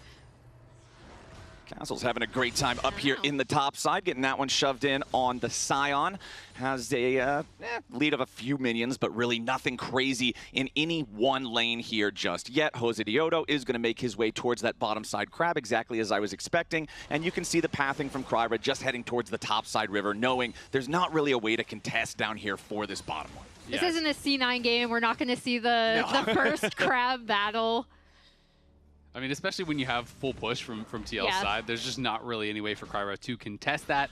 And you have that strong side on top right now, as Castle has been laning well. I talked about it a little bit during Champ Select, but I think he has been fantastic for the team. Really was a good performer in their 5-game series. Got a lot of attention for the Nasus, but was great, I think, pretty much across the board in that series, and is going to have to also show up here today. Morgan was a guy who received so much hype, I think, coming into the season. A lot of players were even telling me they thought Morgan might actually be the best player on their team, even though he hadn't really been getting talked about a lot, whereas, you know, everyone really was focusing more on Quid and Jan and this sort of thing. So it's going to be a pretty heavy expectation on Morgan, and we haven't really seen that player show up that I've been hearing about from scrims yet on stage. All right, you can see mid laners right now, Quid going back, making that first purchase, just buying a lot more mana for the inventory, is just now level 5. So once we get to level 6, I want to see Team Liquid also succeed in utilizing these Weaver's Walls, set up plays. We're talking about Jan on the Yunara needing to stand up and be that big performer, and I think Quid being able to facilitate that with his TLAW is going to be very important. We're talking about the guy who was seen as like the big piece during the offseason that so many teams were trying to fight for, and it hasn't looked as good as I think pretty much anybody was hoping so far. Yeah, no, I completely agree. I mean, I think he's had some really good moments, but as they covered on the lounge, you know, before the day, the reality is he's had some really bad moments too that have cost him pretty heavily, and that is kind of the weird thing about TLs. You watch them individually, they all look really good. For the vast majority of the game, the team play is good, they're creating big advantages, and then the wheels just fall off, right? And they're kind of having these moments where you're like, all right, you're clearly on different pages. Jose Dioto, after one of their games, he was getting interviewed, and he was on the lounge and just talking about the fact that he felt like they were not going for plays that he would expect them to in scrims. Ooh, nice. They get the flash out of Call Me because Jose Dioto shows up after the phase rush had already procced. Call Me had already got that burst of speed, and so didn't have it to try to get away from the pillar. That meant that Jose could close the distance, and as soon as the threat of the chomp for the further slow is there, the flash is forced. Nice quick move there from Jose. Yeah, really nice and kind of a early, easy demonstration of what this Trundle can do, playing off of his lanes and kind of playing around this push that Quid's Talia has already been able to create. And we'll see, because as you were pointing out, Isaac, already, it hasn't been a lot of like individual mistakes as much as it's been, okay, what is the team play looking like? What are these especially like in mid-game skirmishes, what is that kind of looking like? And that's where I really do want to see Quid making plays with this Talia, easy access to side lanes, right? Like kind of moving around the map like... Oh, hold on now, there's your Weaver's Wall. Also Realm Warp gonna bring DSG to the mix here too. Team Liquid backing away, trying to secure control over the crab. Sajed off to the side, wants to get a little bit of damage here. Some burst out into Jose Dioto, but he drops the Subjugate to keep himself alive for now. Both junglers going to be taken out of the equation. And now a flash over the wall from the Nami as Team Liquid look for even more. Call Me, remember, no flash available on the rise from the earlier play. Core JJ goes in for the flash route, and there's the extra kill, 2-1 TL. Nicely played there by Core at the end to grab that extra kill, but honestly, not that bad for DSG considering they didn't get the crab. So Jose had 6. Generally, that means the fight is going to be a disaster, but Sajed had some really nice positioning, kind of wrapped around the backside, was getting a ton of damage down, and that's what prompted Kryra to fly in, getting Sajed that first blood. Kryra had been kind of just harassing Jose in the brush here. Yeah, as we see the crab fight begin, I really like how both mid laners actually end up trying to go. Only the clone gets trapped by that pillar, so then we see Sajed kind of wrapping around on the Corki, and he's able to get so much damage in along with the Nami bubble to kind of stun up Jose. And then this is just a really nice play off the back, recognizing Call Me does not have flash. Core JJ immediately goes in, lands the root, and that kill goes over to Quid. Yeah, well played.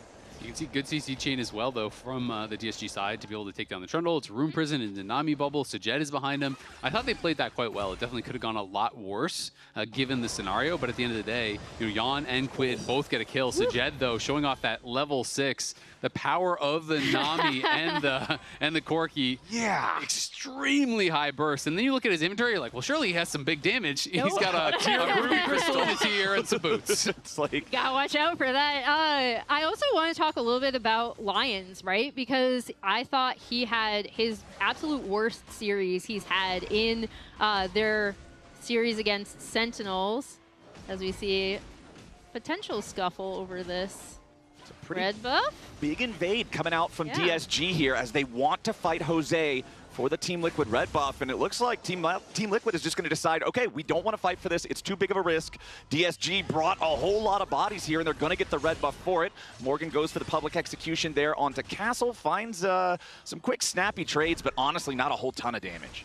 Yeah, and I like how they played immediately, DSG rather, how they played immediately off of that bot side pressure, right? They recognized, okay, we can go in for this invade. Some of DSG's invades have been, let's just say, highly optimistic in some of their previous series. But I like that one because of how much damage Sajed was able to get down in that bot lane, and then recognizing that they could go in immediately for that. I'll go back to what I was saying about Lions really quickly, in that we're looking for kind of a redemption series from him, and that early skirmish is already a really nice sign with the Nami bubble doing a lot of work there. Right there, you can see Team Liquid looking to see curse him. Yeah. Maybe they could catch the fish out of water. I'm such a curse. It's very unlucky. Well, he does survive, so curse averted for now. But it's pretty hard to go deathless on Nami, so maybe it's just lingering. It'll come back to get him later.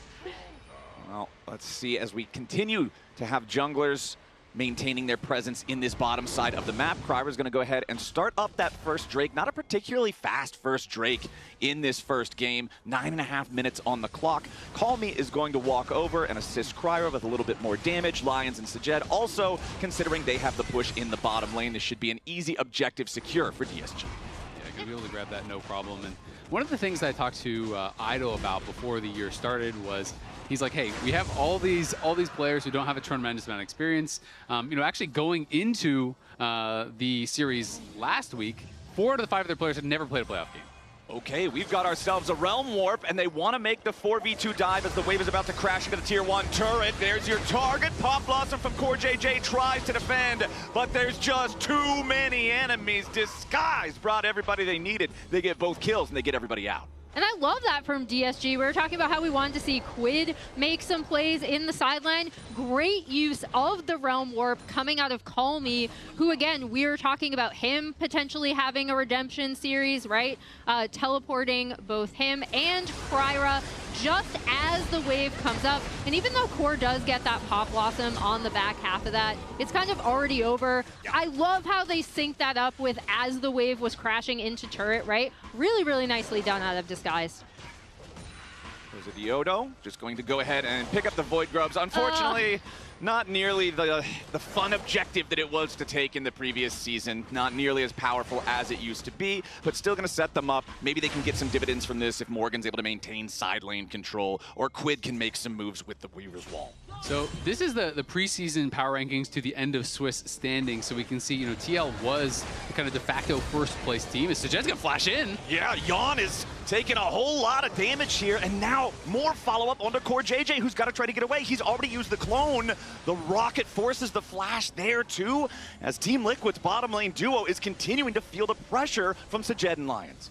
Yeah, what a great showing thus far from this Disguised bot lane, really recognizing when they can apply pressure, and now they have complete control over this bot side, and Sajed is up almost 1K over his lane opponent in Jan. Yeah, he's doing great. Did cost him his flash, but we'll see if that gets punished or not. He's now also done the Triforce, so on a pretty big spike here, but to touch again on those power rankings, the preseason power rankings had TL in first. That was our aggregated power rankings in the LCS, and DSG was aggregate last, right? So DSG ended up way overperforming, I think, people's expectations, especially because, talking to Ido, the whole team was supposed to be basically built around Cryra, who they didn't have at the start. They were playing with Kizno, who they had played 3 total scrims with, 3 games. That's the totality of his experience in LCS scrims, and they did great. So DSG just kind of has been this Cinderella story, and the question is, you know, has the clock struck 10? Like, is it over, or will you have that kind of continuation?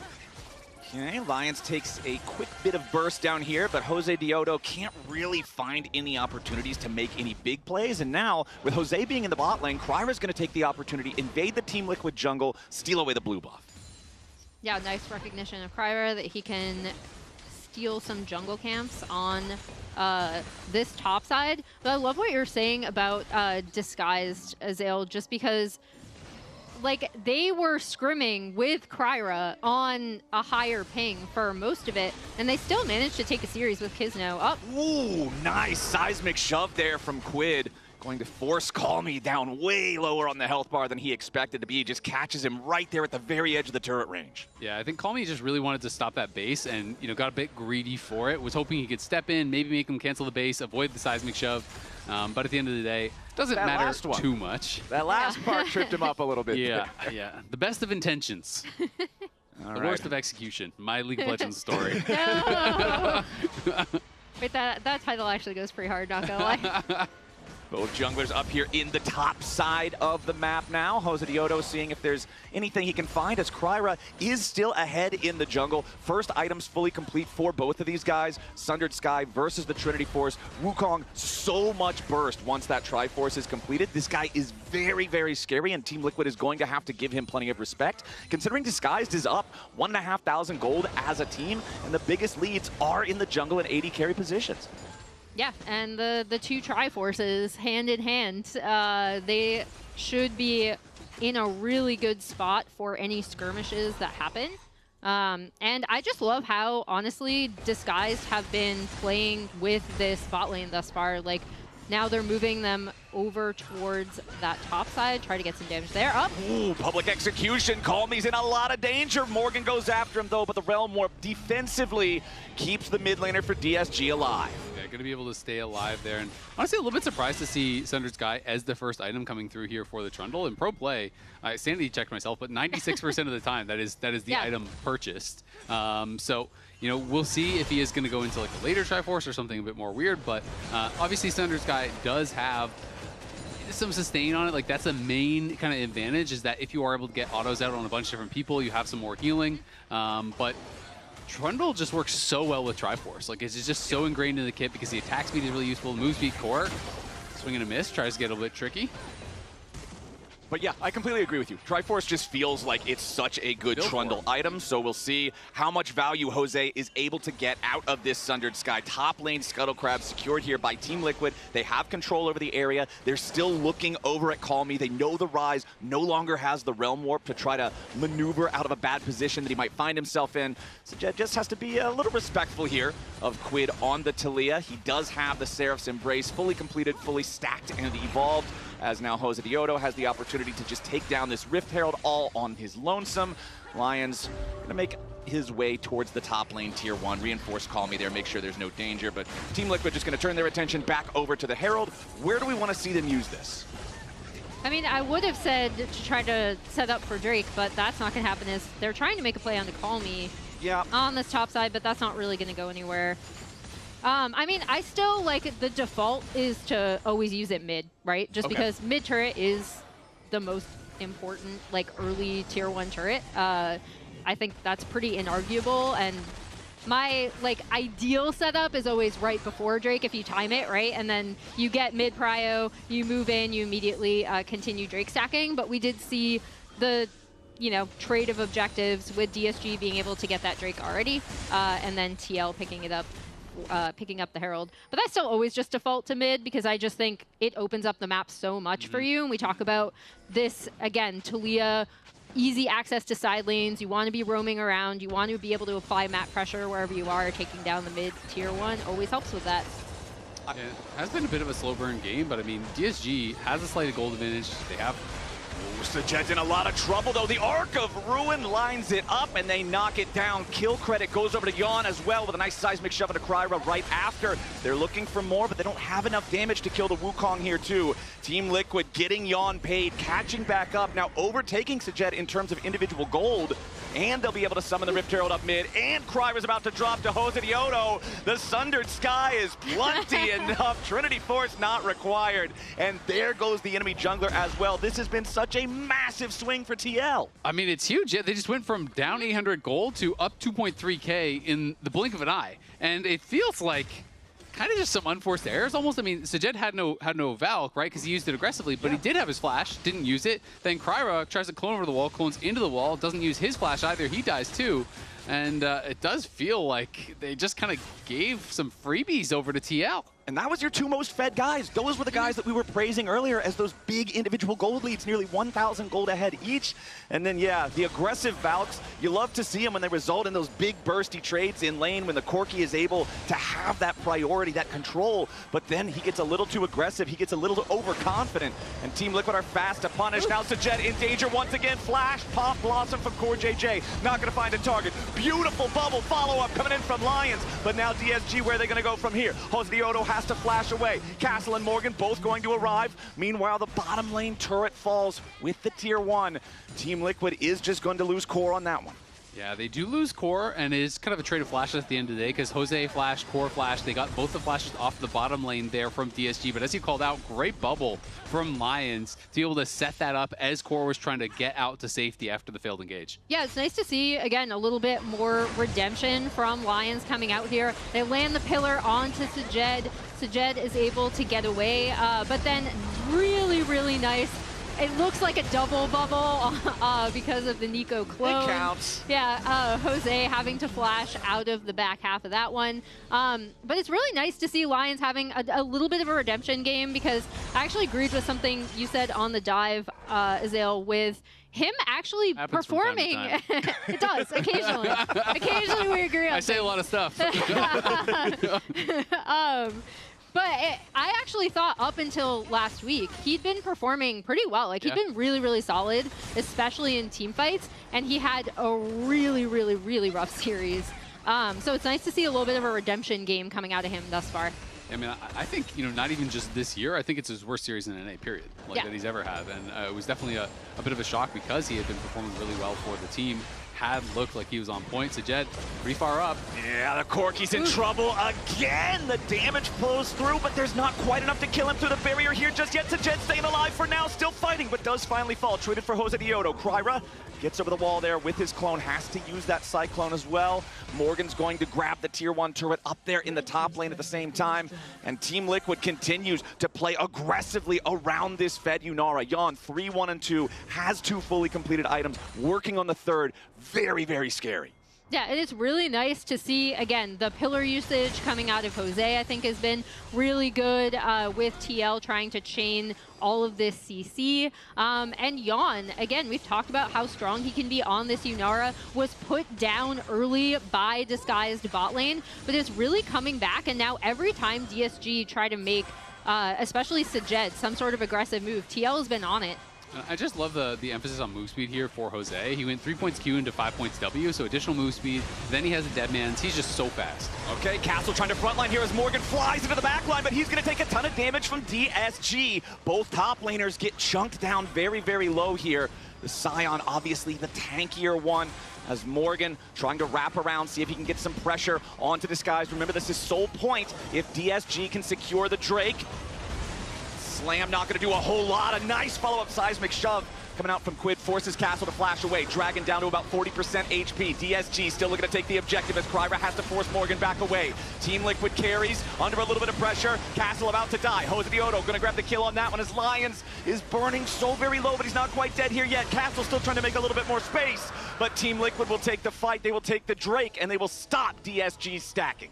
And all throughout that team fight, you could see, even with a few TL players getting a little low, they were able to blow so many flashes off of DSG. DSG, as soon as it seemed like one member saw an angle, they ended up having to back off because all of the damage coming out of TL. And it kind of all came down to Castle getting caught on that top side. He tried to go in, gets pillared, gets seismic shoved in, he's incredibly low. And then you look on the other side of the map, and it's a completely different story. Morgan is threatening here. The battle lines completely break for DSG. Lions is kind of caught awkwardly, just trying to run away in the middle of the fight. Sajed is by himself while Kryra was trying to duel Morgan. Everyone kind of seemed like they had a bit of a different idea, whereas TL, they had this early trade of health, and you think, okay, well, surely Morgan's going to be less useful, but he threatens on the flank after pushing out the bot wave. The other core 4 of TL stayed together, where DSG got kind of disjointed and a little bit split up, and that cost them that third dragon. Yeah, and going into this, the question was going to be for TL, like, how well coordinated are they thus far? If we've seen some really, really nice, like, little marks of play from them that I think make them look a little bit more unified going in than some of their previous outings. Liquid is lurking, and Calmy is finding himself in a very compromised position. Weaver's Wall going to chase after him. Seismic shove knocks him out of the Realm Warp, and there is no way home for the Rise now. Yon on a killing spree. Team Liquid picks the enemy mid laner. He'll be dead for the next 45 seconds, but what's the follow-up move from there? Yon goes forward, still has the ulti with the Arc of Ruin to try to force DSG away from the tier 1 turret. Now Castle's going to be the target. That Scion is not as tanky as they'd want him to be. Morgan just cuts him down. Jose Diodo makes it so easy with the subjugate. Yeah, I thought they were going to go straight to Baron, but instead they just make a collapse on mid lane, and they do look for a hard engage. And we saw Morgan fully committing to that. He even looked for a flash ult on the Nami, which did get flash, so that was kind of wasted. But again, Castle goes down. Now they will return and at least threaten the Baron, but of course we know it is going to be a bait.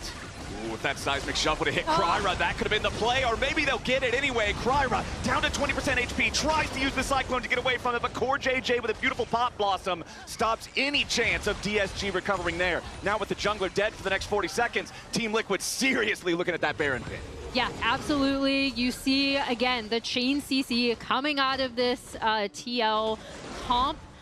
They're going to knock down at least the scuttle there, get full vision over the entire top side of the map here. And I really love the interaction that they actually used to catch Kyra. So this is one of these things that you don't always think about. So the seismic shove missed, but what Jose did is he placed his pillar directly onto the Wukong to bump him into the unraveled earth. So he gets stunned by the TLAW E, even though the seismic shove missed. Just used that little boop, knocks him into the rocks, he gets stunned up. They chase him down, they knock him down. So that is very well played by TL. Utilizing that trundle and getting a big advantage. And now the map is completely dark for Disguised on this top side, so we see TL kind of cleaning up camps, potentially looking for more picks, pushing out this top wave. Good sidestep. Yep, that was really, really close there for Kryra, as Morgan now could find himself in a bit of a tough spot. Jet with the damage over the wall, Valk's forward, chasing after the Team Liquid top laner, but they don't go any further. They're afraid of the Team Liquid counterattack. Well, and Castle was afraid of that wall, because he ulted straight into it. So, who put that wall there? Who decided it was going to be Mountain Rift? That's some crazy TL bias from the game designer. From the terrain itself. From the terrain, The terrain is rooting for Team Liquid. There also could have potentially, if TL wanted to go for it, been a really dangerous wraparound there too. But no, they're kind of content to keep baiting out with Fog of War on this top side. And this just feels like classic TL with a lead. Make the map very dark for your opponents. Lurk around in the jungle. Try to find a couple of picks to then continue making your big plays after that.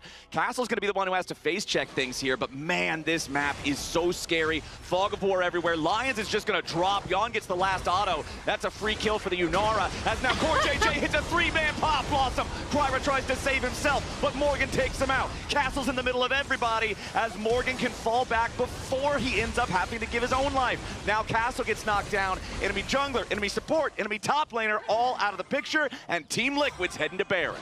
Just like you said, the way they play with Fog of War, I love whenever you see Core waiting in the bush because you know he sees the play. He's looking for the angle. Really, really nice stuff coming out of his Nico once again. Yeah, finds a great engage. I mean, it's Castle walking forward, but he's just not really that threatening. He's not really that tanky.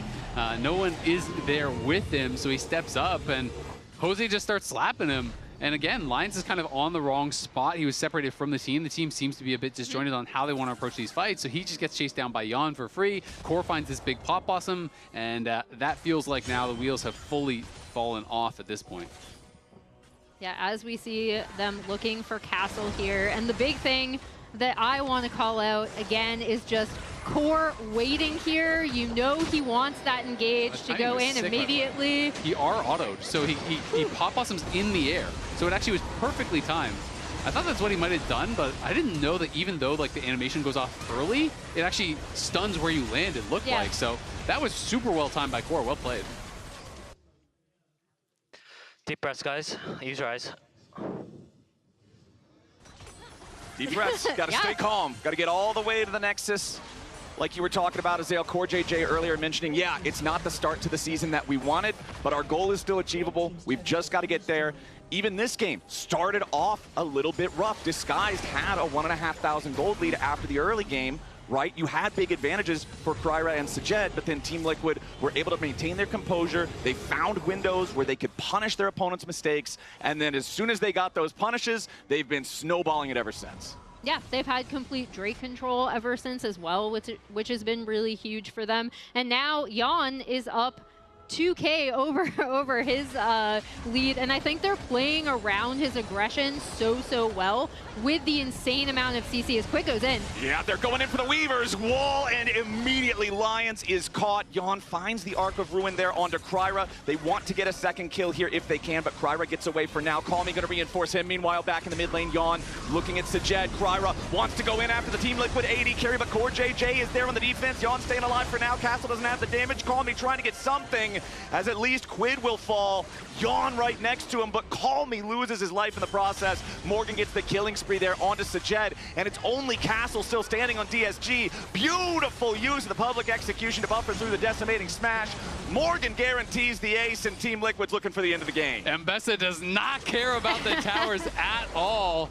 as Cora is even going to be able to survive. Objective bounties are available soon. That's the cope. We're going for some bounties here. You might need them.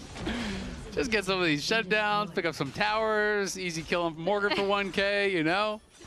Well, the game's not over at least. It's still going. DSG's still in there, but man, 10,000 gold difference. Team Liquid still with the Baron for another 10 seconds. The power play up to almost 3,500. This is looking grim. And I always just feel like when you have the luxury items coming through, like Zhonya's, Seekers, GA, each one of those is one nail in the coffin, right? Yep. And that gets so difficult because when you're behind, you're always hoping for a catch out. You're always hoping for a one shot that can maybe that can maybe even out the game. But when everyone has their tools available to keep themselves alive, it gets so hard. Yon is really your only reasonable target, but trying to fight through a Trundle, through the Pop Blossom, through the Ambessa, to be able to get in on him is just almost impossible. And they were already having issues with that going in, like the fight that led to the base break was exactly that, right? Like Kryra goes in on the Wukong, tries to get a pick onto someone, and then is immediately CC'd by the Nico. So they were already having issues with that, and now everyone has a lot more survivability. Liquid in the enemy blue side jungle, looking to push through bottom lane now. Remember, the mid lane inhibitor is already destroyed, so TL is going to try to find opportunities to pressure here in the side lanes. You can see the wave pushing out top, but nobody's on split push duty just yet. Kryra is deep behind enemy lines. We're going for the long con here. DSG knows they have to get a pretty insane engage to have any sort of a chance at all in a competitive fight, and Kryra's the one looking to set up for that. Yeah, I mean, the real problem is even if he finds like a 5-man Cyclone, the damage dealers have to be there too. He's only got 2 items. He's not going to be able to do it at this point. Okay, Quid pops his Ghost. Not going to find a whole lot of efficacy for that here just yet. Jose the Odo getting juggled around a little bit. Couple of knockups there. As the Subjugate is used, Jose wants to make sure he doesn't just get randomly picked off here. So Trundle ulti off the table for a little while, but TL's not in any real danger. They continue to move around as a 5-man unit. Nobody's going to be a straggler. Nobody's going to be left on their own, and they'll just get out of the danger zone. Yeah, I mean, it does stop a little bit of the pressure they were applying as, nope, they're going in for another play. Yep, there it is. Pop Blossom seals Calmy's fate. Quid's going to be the one taking the kill on that as TL, after picking off the Rise, look for a little bit more. Morgan does not land the public execution that time, but it's a 5v4. Castle's in the bottom lane trying to clear out the minions, but that top wave that I mentioned earlier is just about pushed up exactly where Team Liquid wants it. They can try to force their way through the top lane tier 3 turret next. Yeah, Morgan is mid. He's pushing that wave up. The supers are going to be on the Nexus towers here pretty quickly, so DSG has to respond to that, and that is going to mean that the top lane turret is going to be completely exposed.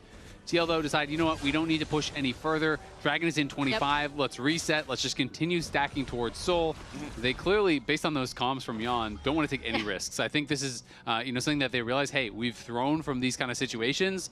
Let's stay composed. Let's take the 100% win rate strategy. Let's just make it safe. Yeah, I mean, you're talking about a Team Liquid squad, a team that throughout their history, this has never been a team that's like, yeah, okay, let's just try our best, guys, right? Like, TL has always been an org that is very locked in. They want to win trophies. They want to be competitive. They want to go international.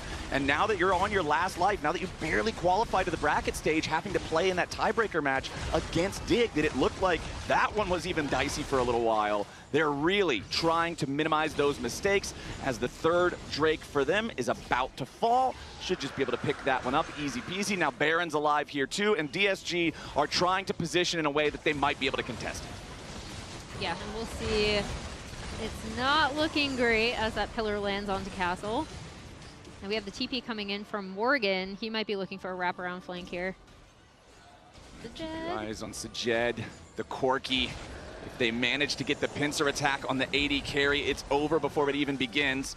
Kryra takes a little bit of poke there from CoreJJ. Sajed is about to die. One more auto attack would have finished him off as Yon has to flash back away now, and Morgan has found that pincer attack. The Corki and the Wukong are both already out of the picture. CoreJJ staying alive there with the Seeker's arm guard as Calmy just barely has enough damage to finish him off. Meanwhile, Yon gets the kill on Castle and now has to get away from the dead Scion. The Arc of Judgment is enough to slow down the dead body, so the only one they lose is CoreJJ, and it's an ace for TL. I love how Jan was the one telling them to chill out in comms. We saw from FBI's comms what happens when the ADC is baiting out stuff. Their really beautiful coordination with the Morgan flank coming around on the Mbessa. And that's going to be all it takes. Team Liquid, it was a bit of a rocky start, but then they turned it around in the mid-game. They played it safe. They didn't take excessive risks. They make their way to the Nexus, and they're going to go up 1-0. The inhib respawn. Yeah, I think the inhib respawn. It's not over. Yeah, I think that it still should be over.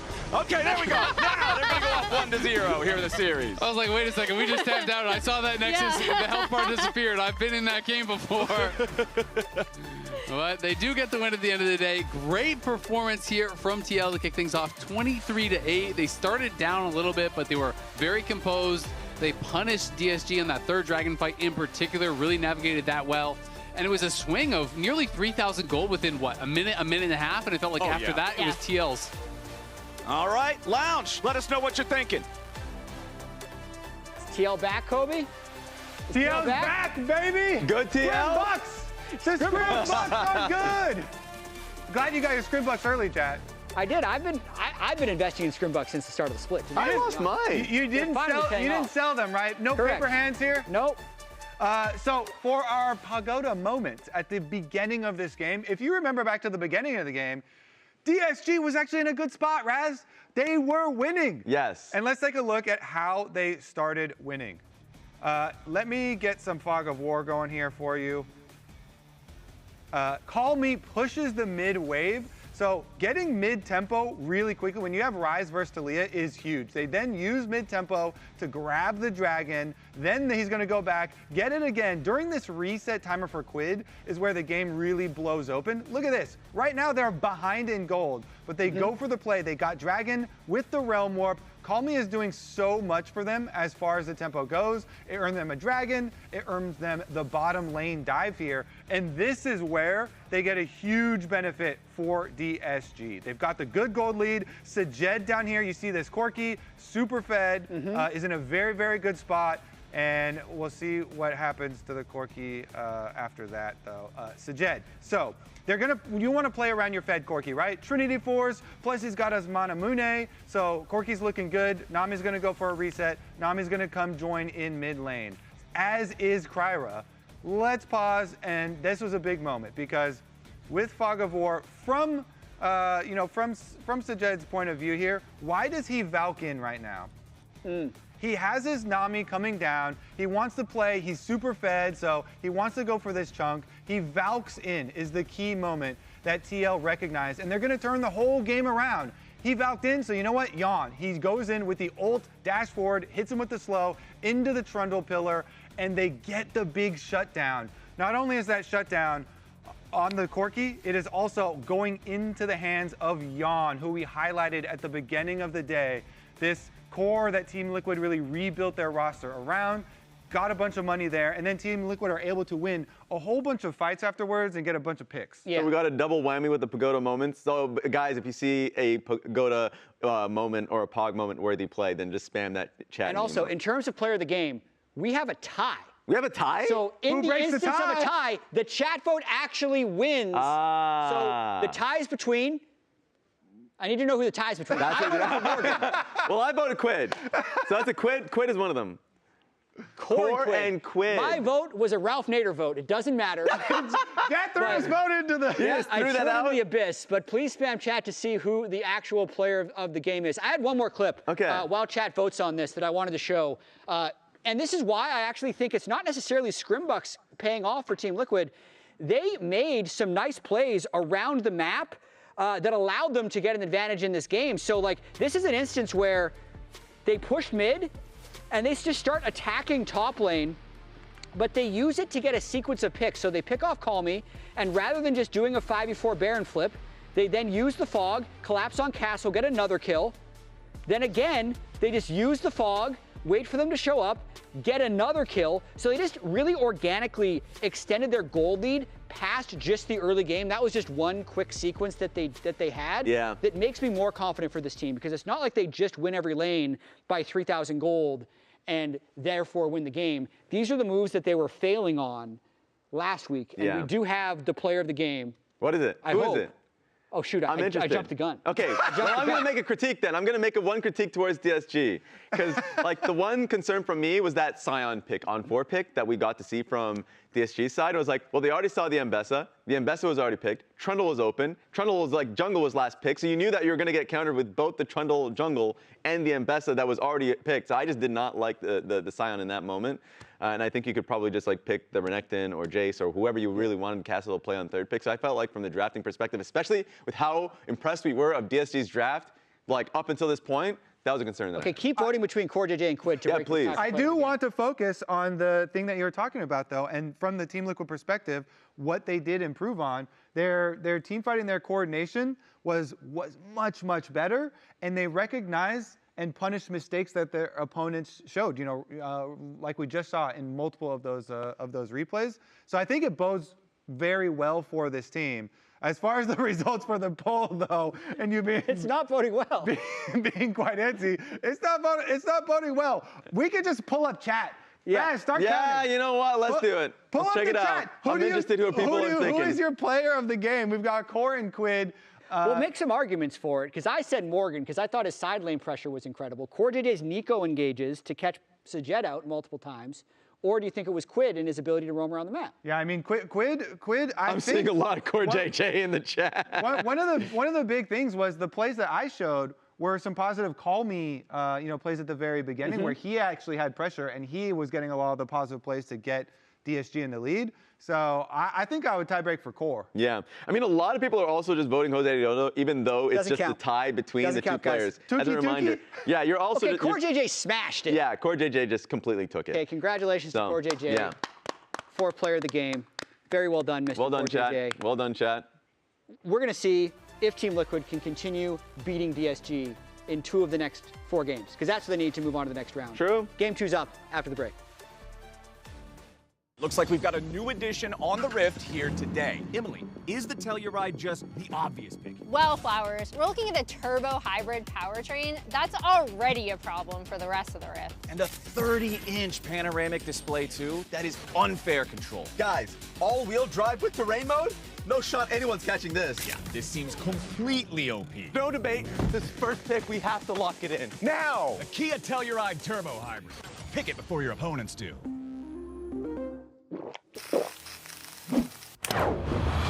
Red Bull gives you wings. Rich in the ground before Dub can even get there. In time to try to knock out as Impact gets bursted. Don't feed.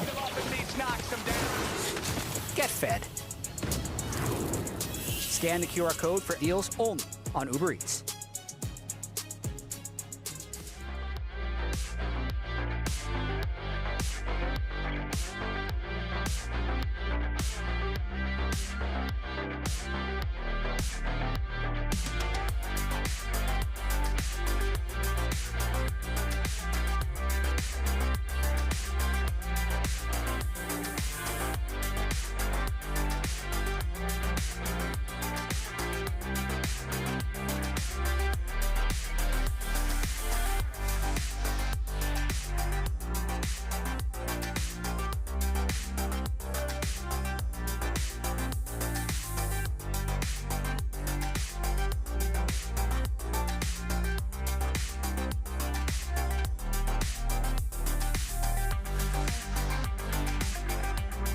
I think because of our champion too. Oh, hold on. And then guys, it's not over. Not over. Focus. Oh, sorry. I'm coming up. Focus. Yeah, Whoa. I have my shoes on. Oh, Chill out. no. Chill out. I was putting my shoe. Whoa. Let me chill, man. That was scary. There it was.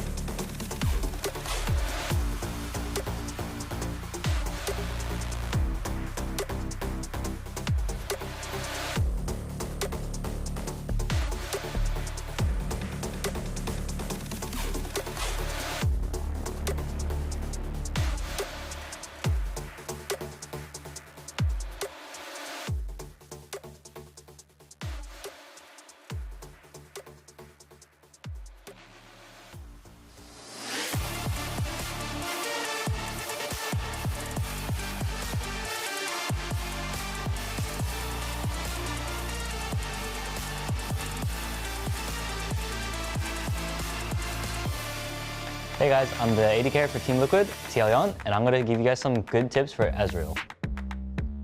The thing about Ezreal is, I think it's very good to take lethal tempo on Ezreal these days, especially in solo queue, where you can just stat check the enemy opponent. As soon as the minions spawn, and you get to lane, so let's say the enemy champions are here and here, you really just want to be stacking your Q. So your Q is on a 5-second cooldown, but if you land it, it'll be like on a 4.5 second, like so, and then your attack speed goes up. So right now it's already 0.90, and then around this timing, when you have 4 stacks, you really want to be fighting here. And then, let's say you land the last Q as well, right? At this point, you're gonna have at least like 1.20 like attack speed, and it's gonna be completely OP if you just fight. Not many people will know, and they'll just probably fight you, and you'll probably just end up winning because of the attack speed steroid you have. I actually love hearing from the pros when we get to see these little tips and tricks things for stuff you would never think about, because I would never think about lethal tempo on Ezreal. I barely know how to play Ezreal at all, so that's very helpful. But now if you have to. Now if I have to, I'm locked in. Thanks, Jan. You'll stack lethal tempo and then lose. Yeah, I probably still will lose, because the problem is you still got to hit the Qs. Exactly. That's my first big hurdle. But Team Liquid have cleared their first big hurdle in this series. They won the first game, and I think that if you're disguised heading into this second one, when you look back and say, okay, where did it go wrong? The answer is the mid lane play. Sajed Valks forward. He ends up getting punished. Team Liquid are immediately there for the consequences of that, and then Kryra dies right after. I feel like that was the point where after that, they never really had a real shot. Yeah, I completely agree. I mean, the early game was fantastic for them, right? They had this almost 1K gold lead. They had the first 2 dragons. Felt like everything was going well for them, but games swing very, very quickly these days, especially with bounties and all the plate gold that you can pick up off of key kills. So it is tough. You got to be staying locked in. We heard Jan saying that even when they were up massive amount of gold, still had to lock in. All right, Disguise have selected last pick for this second champ select. That means Team Liquid got to choose the blue side for themselves. They'll ban out the Azir, the Akali, and the Pantheon. Meanwhile, DSG taking Jarvan, Varus, and Orianna off the table. This means that we have a standard draft, as in my brain isn't going to be trying to warp its way around. Yeah, like, you don't have the bugs in there trying to figure out like what's going on. That's what it feels like. There's bugs in your brain when it doesn't have the same structure it's had for the last decade.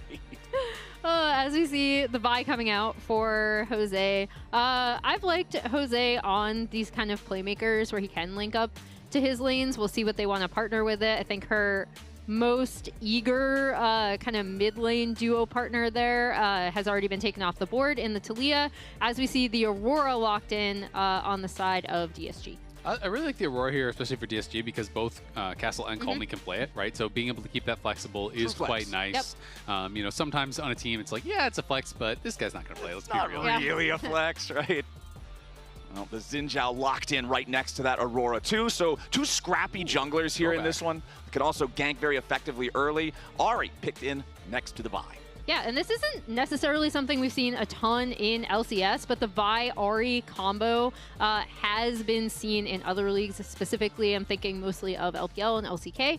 They really like this, and I kind of targeted Quid when I saw the Ahri buffs coming through and being like, I'd really like to see him bring this out and play this. So we're going to be able to see that Vi-Ahri combo coming out of Quid and Jose Deodo. Yeah, and we got to see Calmy play Ahri last week. It did not work well for them at all in that series. That was, so look, now I was trying to avoid mentioning that specific Ahri outing in the LCS. Ooh, it's going to be mid lane Aurora, because I think they're doing the Galio as the Rumble answer, but both are great matchups. Yeah, and I don't know if you guys noticed the stat that popped up when Rumble was locked in. Rumble is 1-9 in the LCS. This champion has been a total stinker so far this split, and I think a big reason is because you have stuff like Galio that you can pick into it that's just so effective. Yeah, I kind of feel like people are looking at it, and it's been nerfed a number of times over the last couple of months, and it keeps getting nerfed and nerfed and nerfed, but people are still playing because it's comfort. And it kind of feels like one of these picks, kind of similar to Renekton. Happy birthday. Yeah. Where you get this slight CS advantage in lane, but then your counterpart is just more useful. Yeah. And we're also seeing too many teams where they're drafting Rumble with little to no setup. And I think that is, to me, like just such a cardinal sin. It is very difficult to get consistent equalizers if you don't have any AoE CC. you have the Viol right now, like that's something at least, but to me it's like, it's just a different pick when you have a Rel on your team or a Nautilus on your team versus when you're playing with like a Karma bot. It's just not the same at all. Do? Exactly. The Karma bot will not be available, unfortunately, because DSG have taken out of it. Look, Enchanters are back, Azale. You're going to have to deal. But I like the Ashe being taken off the table as well. I think Ashe Seraphine still in the right situations. Just an insane situations lane. Being everything. Pretty much, yeah. Pretty strong. They can run rampant. I'm like still kind of enjoying the return of Enchanters, to be honest. I'll get sick of it eventually, but Lane like right now. also likes Enchanters. It checks out.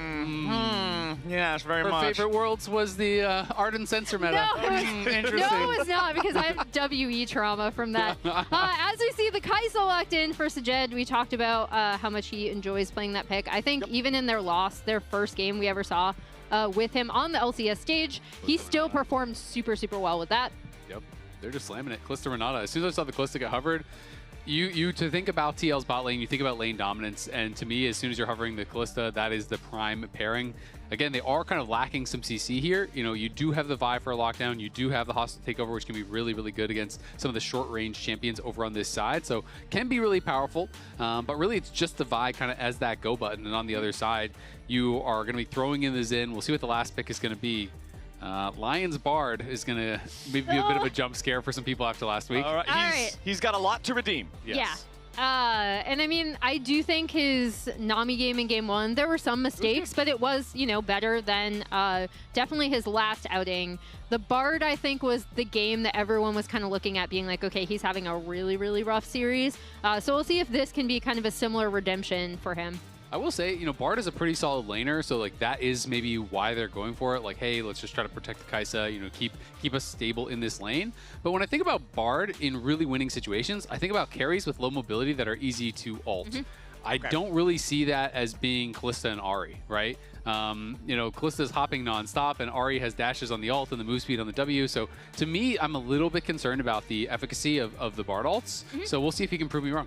Yeah, and I do, one other pick that I do want to point out, because they did slam it so quickly, is I do like the Renata against a lot of what DSG are going to be trying to do, right? Like kind of stymieing any sort of engage or re-engage they're going to be making in team fights. If you can sync that up with like a really fat rumble equalizer across the team, that could end up looking really, really good for TL. All right, let's do it. Game number 2. DSG showed promise in the early game of game number 1. We'll see if they can repeat that and get it all the way across the finish line here in this one. I think in particular, talking about the bottom lanes, talking about Yawn and Core wanting to play for lane dominance. Remember, it was Sajed and Lions that were constantly getting very good trades on them in the previous game. The Corki aggro was very strong. It ultimately ended up being their Achilles heel at the same time. But this bottom lane 2v2 should be pretty fun to watch. Yeah, it's going to be a lot of fun as we see these two trading pretty heavily. Once one starts trading, you kind of have to keep trading the autos back and forth. You don't want to give up any sort of disadvantage. And the minions spawn so early that these level 1 trades are way more impactful, right? Because you can't just take a quick base. They're both just going to be starting down a potion and about at half HP. Yeah, and both of their junglers are starting on the top side. We'll see if... I keep hoping for this. It's even less likely now in the current meta to see someone go for like any sort of cheeky level 2 gank. I don't think the health missing for either mid laner is going to be the difference maker here. But it is always a possibility that I like to call out when stuff like this happens. It absolutely is. Also want to talk a little bit about playoff experience between the two teams. Core, no surprise there, is going to be absolutely dominating the field as far as the experience. But, you know, 5-5-5-5-5 all down the way until Lions.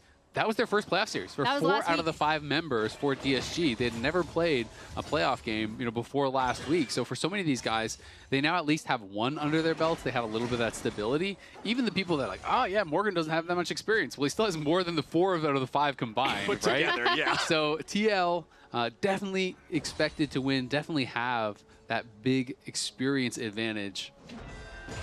Yeah, especially coming out of, I love talking about kind of what Core has meant for this team. We saw him have an absolutely stellar game 1, but listening to players like Quid and Jose Deodo kind of coming onto the team and talking about how much Core means has been really great to listen to. And I'm glad you bring up Quid and Jose Deodo, because Quid was giving Jose a hard time about the start of last game.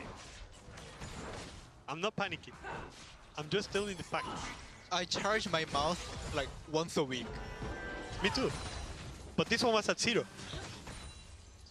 Yeah, you panic. You charge to 51% and you randomly panic. Oh, my mouse is 20%. My mouse is 20%. No, wait. I'll explain it. The champion select went off, and I saw 1 second 22. I was like, ah, shit. You're nervous, man. No, I wasn't. I love it, man. Jose Deodo not charging the mouse up enough. We'll see how much charge he's got on this one, because, hey, his team at least has total control over the bottom lane. Kalista Renata, if you're a jungler and you see that as your bot lane, you should know that you will have control over bottom side grabs. Yeah, absolutely. And it's a little bit of a different look this time coming out of TL bot lane. We've talked about how they want to play through having powerful 2v2s. We've talked already about how strong Yon was last year and having a little bit comparatively of a down split to start this split 1. But again, going to be able to get that bot side crab back, and we see him headed up towards his camps again on the top side. Yeah, I mean, Sajed obviously had to take a pretty early base here, does get back, gets the cull, but at least now he's back to full health, he has a potion, he is in base, and we'll see if they can kind of stabilize and keep this lane in this current state for a while, because Jan hasn't been able to get back to base to spend any gold. So right now, things are about as good as they're going to get for a while for that bot lane 2v2 on the side of DSG. And both of our junglers are back on the top side of the map now. We did kind of just have the handshake for the crabs. Obviously, if you're in Kryra's position, you know that you're not going to be able to contest against the Kalista Renata that are hard slamming the lane for that crab, so you just walk up to the top side. Checking in on Morgan versus Castle. Again, the Rumble with a 10% win rate so far in this early play in LCS 2026. Morgan looking to double Rumble's wins after this one. Yeah, we'll see if he can do it. Initially, the early push in that lane was going over to the Galio as expected, but he should be able to at least push this wave in on the top side. And we did see flash for flash here in mid lane as Quid wants to go for the charm, try to catch Call Me off guard, but Call Me has the fast reaction and stays safe. Yeah, and that was set up by the earlier charm he landed, being able to get so much health off of Call Me earlier on. I really like him being able to go for that. And now we'll see if either jungler wants to take advantage of the fact that we have 2 flashless mid laners now in this lane, in this game. I mean, especially I think, you know, when you get level 6 for Vi, you know, that is kind of that easy combo that you're going to be able to look towards. That being said, Aurora is pretty tough to knock down. You have the invisibility, you have your ult where you can kind of bounce back and forth, and sometimes put, you know, Vi, who is ulting into a pretty bad spot. But I would expect Quid and Jose to want to group up as soon as Jose is 6. And we'll see if there's going to be a fight over this bottom side scuttle as Jose goes back to base. But assuming he gets right out and grabs that, he's going to be the one that's first to 6. Yep, remember that the bottom side scuttle fight, the third scuttle crab was our first big scrap in game number 1. It was damage to both sides. We didn't end up seeing a Drake take right after it or anything similar, as Jose Deodo and Kryra both going to show up close to the mid lane here. Both mid laners have their ultimates available. Kryra with the win becomes lightning, jumps in after Jose, but a lot of damage coming out from Quid. Kryra in danger. Remember, there is no ultimate here on the Xin Zhao to use defensively to try to escape. He does, however, have a lot of honey fruits there. Lions walking up through the river now too. Importantly, both mid laners using their ultis. Quid only has the single charge left, wants to get a little bit more damage onto Call Me, who has to hop away as Core JJ goes forward, wants to land the handshake, pulls him back. Weirding does keep him alive though, and that's first blood over to DSG. Kryra gets it done, but TL wants to get one back. Jose Deodo, nice revenge kill, 1-for-1 trade. Pretty good, though, honestly, for DSG. The fact that they not only get first blood, but also their AD carry did not move. So Sajed ran straight back towards bot lane. He's going to be able to get some farm here to try to even things out a little bit, which he desperately needs to do, because Jan is already 20+ CS ahead. Call Me unlikely to go down as Jan takes a couple tower shots. Yeah, the double turret shot there really doing some serious damage to Jan's health bar. But yeah, Sajed needed that time to try to catch up. The massive gap in CS is going to start causing some serious issues if DSG does not find a way to staunch that bleeding a little. Yeah, it's good for Sajed, but then we see Jose has no smite. Yeah. Now does. There we go. Okay. Came back up just in time. He's going to be able to get that Drake, and he was able to get the Crab prior to this fight. But things get started pretty early with them trying to jump onto Call Me. Core landing the handshake here, but then, and the charm follow-up, but Kryra being able to go in and assassinate the Ahri in the back line, and then being able to clean up the kill onto the Xin Zhao. And I mean, honestly, it could have been worse, but Lions missed the binding. Not bad. Not bad, not bad. Yeah, it's not bad. They use flash and flash. I mean, it's one of these things where Bard gets those fights so quickly because he has a magical journey. He gets in. Really, all he needed to do was land that heal. You know, he gets in range for the heal, is able to help keep Call Me alive. But if Core got bound under the tower, you know, he could have potentially been going down as well. So could have been even worse there for TL. But at the end of the day, they do still have this slight lead. And Jan is really most of that, as he is a couple hundred gold ahead. And that gold lead is going to feel even better since they got the early first Drake, and it's an early Ocean Drake. Since we're still in the laning phase when that first Drake is claimed, it means you're just going to have all of the extra sustain, making those trades that much more annoying for DSG to try to contest. They are down about 20 farm in the 80 carry matchup specifically. They do have a lead for Call Me in mid lane. I'm curious how well they'll be able to play around that here with the Aurora. We know this champion can be very dangerous since she has to go in very close range to get her damage in the larger fights. We know that that close range is especially dangerous against Renata as the top laners scrap back and forth a little bit here, and it looks like both of our junglers will just be passing through mid. Yeah, we're really going to have to see how TL execute on these dives, because when you have Ahri Vi, you have Kalista, like, it's so obvious when you are going for those plays, which can make defensive Bard ults really high value. As Jose caught on ward. Yeah, Jose Diodo could be in some danger here. Tries to use the Vault Breaker to get away. Has to use the ulti to try to buffer through it, but it won't matter. Call Me gets the kill. Jose goes down. That's the punish for not checking those brushes, right? He's just recalling on that ward that is in that side brush. Didn't know it was there. Loses the ult and dies. So losing that first ult definitely hurts. And this is a comp that wants to snowball, that wants to play from ahead.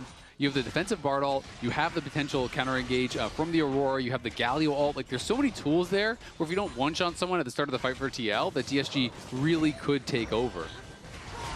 Yeah, and that's where TL are really, really going to be looking at the power of this bot lane as we see Jan and Core continuing to play so aggressive. And another thing, Quid goes in. Yeah, Quid trying to use the Spirit Rush there to grab the solo kill. Does land the charm onto Call Me. However, the heroic entrance from the Galio reinforces the DSG mid laner. Means Quid does not actually have the chance to go for the kill here, but you can see he's constantly looking for these aggressive moves on Call Me. I mean, that's what you got to do if you're going to play Ahri. You need to play with confidence. Otherwise, there's no point in playing the champ. So he goes aggressive there. As soon as you see the Galio all come down, it gives that Galio passive magic damage shield, and he knew if he was going to kill him, it was going to be by the slimmest margin. So as soon as that shield pops up, there's no way you're killing him. You just kind of have to back off. And Castle, I think, has been very good for DSG. I think he's performed really well throughout the entire lock-in tournament, and he is going to be key, even though he's on a tank, for the team in this game.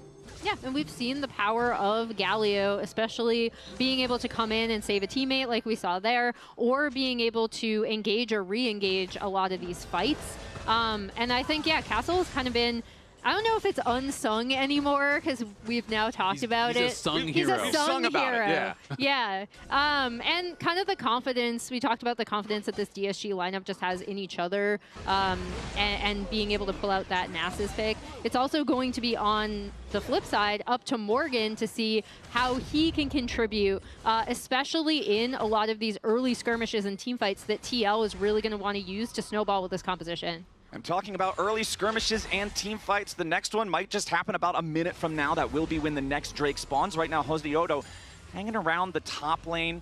It would be risky to try to dive Castle. We'll see if they want to go for it anyway. Jose going to drop the control ward here in the brush. And it looks like they'll just start this one off. There's your Vi Wombo combo into the equalizer. No risk at all. Team Liquid are totally fine with that one. They'll pick up the freebie here in top. Yeah, easy to execute on that dive. Jose just locks him down in the equalizer. Castle was already too low, so there's nothing to outplay. You can't flash the Vi. There's nothing you can really do in that situation. He just did not have the health to be able to actually survive through it. And as a result, now Morgan going to be, up quite a bit of experience because Castle moved mid, so he's actually 9 briefly while Morgan hits 11. Morgan's going to be able to deny more farm, and all of a sudden, this couple hundred gold lead and a little bit of experience that didn't feel like it matters, now matters a lot. And that's where we're really looking to see what TL is going to do on the map, specifically with setting up for this second Drake, because if the Rumble is there in that fight, he's going to be incredibly powerful. Especially with that Leandri's Torment completed, that big first item power spike for Rumble that makes him such a terror in the mid game. Kryra going to go ahead and start up this second Drake. Call Me hanging around behind the pit, just keeping an eye out for Team Liquid. Lions and Sajed also both going to rotate over here, but Core and Yawn are not willing to just let them try and do that. Lions goes for the ulti, and he finds Yawn. Now can the Team Liquid AD carry get himself away to safety? It seems he will. Also going to drag Core JJ back and guarantee that they both escape. So DSG try to get the pick there. They know they had the numbers, but they can't get the kills. They don't get the kills, and now they're losing farm mid lane because it's actually Quid just hitting the tower. So Quid is taking plates. He's denying the farm. Kryra pulled off the dragon, so the dragon is nowhere close to dead now. Yep, and Jose Diodo has made his way into the bottom lane. Core JJ just trying to keep the pressure onto Sajed and Lions as Kryra is forced back. As soon as Jose shows up, Kryra knows, yeah, my bottom lane's not going to be able to rotate over to this faster. Quid still has that control over the mid lane here as well. So now TL will be the ones starting up the Drake. Yep, they're going to be able to muscle in, and again, that's where this bot lane prio and mid prio matters so much, and really nice from TL to be able to play around that after kind of that initial skirmish there. It also, if we had a big team fight, delayed the time enough for Morgan's ult to come back up too, so he could have potentially been a threat in that as well. It's a bit scary, I think, for DSG at this moment. Now, you've given up 2 dragons, you're down in gold, and plays like that are pretty costly. So it feels like this is going to be one of these games where it's going to come down to that 3rd dragon fight. We have to see, can they do what TL did last game, where TL was basically in the inverse situation, down around 1,000 gold, gave up the first 2 dragons, but were able to outfight at one team fight, and then the game kind of flipped. And that's kind of the position we're in. But all of these champions on TL's side are really strong on one item. And I do think that's going to be one of the big difficulties here for DSG. And I think our next fight is looking like it might just be around this Rift Herald pit. That objective spawning here in less than a minute now. You can see the topside Scuttle Crab control does go over to DSG, but they're finding it difficult to move forward and set up anything else. The little Callista ghosts, so useful for sniffing around before these fights, seeing if they can find anybody out of position. Do you think that's what they do? They're not looking around, they're sniffing? They're just sniffing. They're sniffing? They're like little ghost puppies. Are they blind? Maybe. Well, now I don't like that they can be killed. Oh, yeah, that does feel kind of bad now. Yeah. Well, no, they can't be killed because revise that statement. They're Change the already lore. ghosts. Time to retcon. They're already ghosts. I don't care. No killing dogs. Okay. All right, they're not ghost puppies, but they do sniff around for enemies. So now we'll see if they can discover disguised here in their own jungle. All right, goodbye, little ghost. Adios. Kryra's going to take that one out of commission as Yawn just continues farming up here in the mid lane. Does have his Blade of the Ruined King completed. Bandle Pipes is done on both supports here too. As Call Me trying to make sure that he stays safe here. Quid just playing so aggressive all game long so far. And now Jose Diodo wants to set it up. Go in here with the Vi. Does hit the smite onto Call Me, but does not want to overextend. Risk ulting Call Me underneath the turret, getting hit by that powerful Aurora burst and giving away a free kill. Yeah, easily handled there by Call Me. He was not overextended. He gets the ult off of Quid, which is nice, who had popped that. So they're not a major cooldown, but only cost him a basic ability, so still going to be happy with it at the end of the day. And it means that the Ahri will not be able to be nearly as effective if Team Liquid wants to try to fight for this Rift Herald, and so DSG is going to take their opportunity to start the objective up. You can see both top laners also posturing to get involved in this. Castle goes for the taunt, but he will not find Morgan as the Herald is down to about half health. Morgan looking for the opportunity to maybe equalize here, is overheated right now as Kryra's going to be the target, and Jose Diodo jumps in, wants to make the dive happen, flashes back over the wall to safety as Sajed is already down. Team Liquid looking for a little bit more. Yawn is very low. Will the bailout be able to save him? No. Lions takes the kill on that one, but Team Liquid still firing. Castle's next to die, but Morgan gets smited down. It's a bloodbath here for the topside river as Lions falls to Jose Diodo. Kryra goes on a magical journey through the wall. TL wants to finish the last couple of kills. Call Me flashes for nothing, and Team Liquid will take the fight. Team Liquid take the fight. I mean, Call Me was late to join, and I kind of expected Lions just use a defensive ulti onto Sajed to buy some time as they see everything is getting sent on him, but instead he looked for the more aggressive option, tried to catch some other members. No one blocked the charm, the follow-up that has to be stopped from the Ahri, and that is what sealed the fate of Sajed. Yeah, and it's going to allow TL, more importantly, to pick up this Rift Herald that they kind of had first rotation on.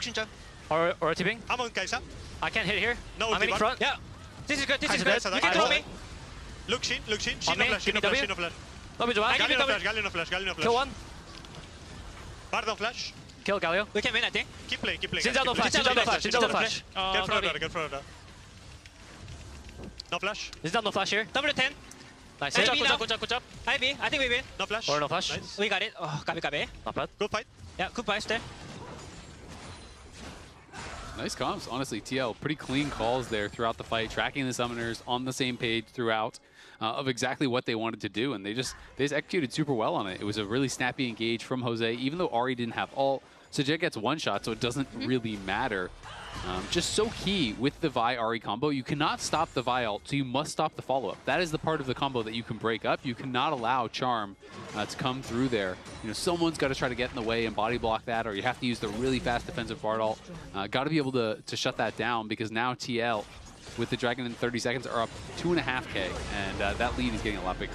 Yep, Lions has to be careful in the enemy jungle here. Tries to go on a magical journey to get away, but Morgan is still roasting him. Call Me coming in now to guarantee that his support stays alive, but they've got bigger problems. Kryra's now going to be focused up here in the river. Galio ulti to try to create enough space to keep him alive. Hostile takeover flies out as Team Liquid continues looking for more, and Quid's already found the kill onto Kryra. Morgan backs him up. It's a double kill for Quid as the Aurora falls. Castle's out too. It's 3-0 for TL, and the Dragon's going to be the immediate trophy. And they mow down Disguised before being able to now get Soul Point on the Drake stacking, which is absolutely huge for this composition. They're also going to be able to get this tier 1 bot, and Quid on this Ahri is now a massive problem. I also really like how they're using Morgan's power in these fights as well. We wondered how much is this Rumble going to be able to contribute, looking to double up that Rumble win rate as he just gets so much damage onto Lions, follows him through the magical journey because he knows that the rest of his team is collapsing. Just look how split up they are. Two over here, you have Call Me ulting to get over the wall to even join the fight. Kryra's basically already dead. Lions ran out the bottom. Like, they're all on a completely different page. And then we have this this Bard ult going into the background where Castle's been hostile takeover. It's just like, no one is doing the same thing, it feels like, in this fight for DSG. Yeah, and it especially matters when Castle comes in initially, right? Because TL is already there surrounding him while the Ahri is attacking on the front lines of the fight. So really, really nicely done from TL. And now they're on Soul Point, and they've kind of cracked open the game for themselves with a 5K gold lead. Yeah, it kind of feels like we're already past the point of no return, and it's not even 20 minutes on the clock. TL has total control over the map. They have total vision control over this Baron Pit area. Jose Dioto, once again, looking around, setting a trap. The TL Classic, support in jungle, move into the enemy jungle, and start looking for pick opportunities. Castle knows it's too dangerous to go anywhere near here. Jose's Vi is very strong right now, 3-1-5, nearly 100% kill participation as Yon and Call Me trade back and forth a little bit. Call Me, of course, is going to win those very snappy, very fast trades on the Aurora, but it's still not enough to buy DSG the ability to push back out. It's still so scary to check into any of these brushes because if Team Liquid's waiting, they're going to win.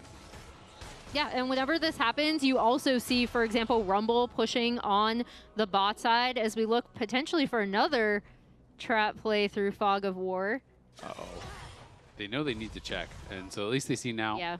They're going to be able to check that out, make sure that no one is on the bear. And of course, the scary thing is always when you get vision, they could just instantly start after the vision expires. And Yon has pushed up mid. Now he's going to go back over there. TL has just completely turned the lights out on DSG, and Call Me going to be pushing out bot, but he's down 2 levels right now to Morgan. And one thing I've really liked thus far from TL, not only in this game, but in game 1, that I felt like they were struggling with up until this point, is some of their side wave control. I feel like that's something that they were known for super, super well when you had APA and Impact, 2 players who were just so map-oriented and minded about those side lanes.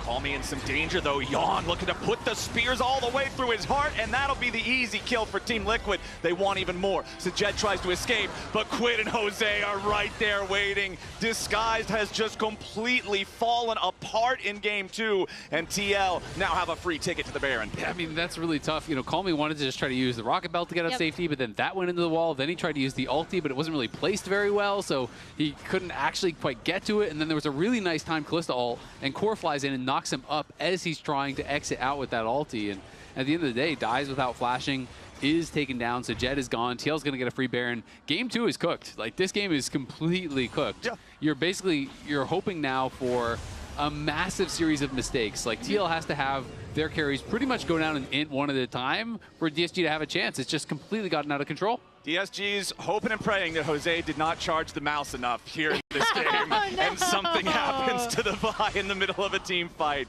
because any straight up 5v5 is just not winnable from here.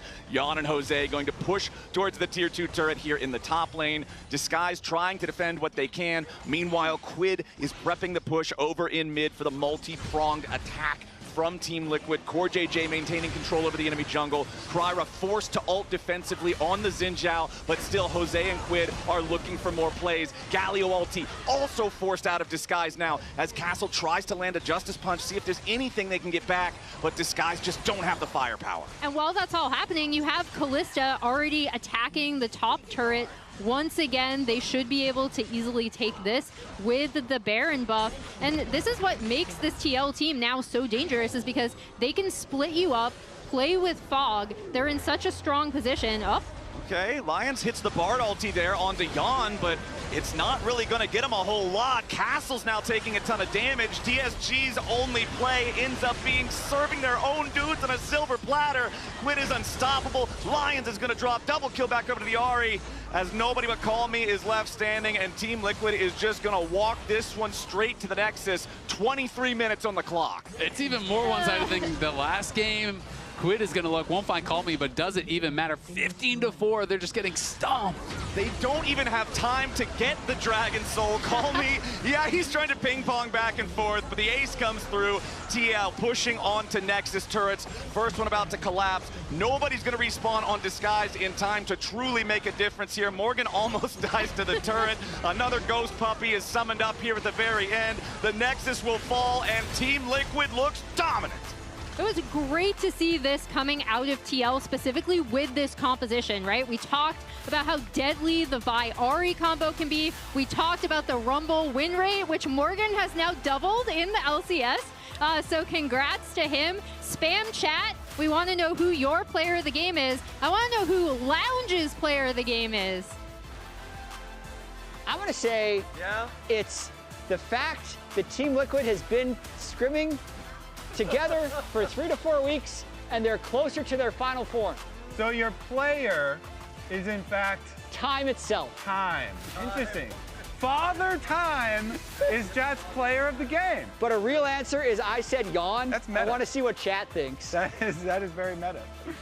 Yeah. Yeah, chat. Please get in there in chat and spam. So I have a couple of clips. The first one is going to be basically a PSA.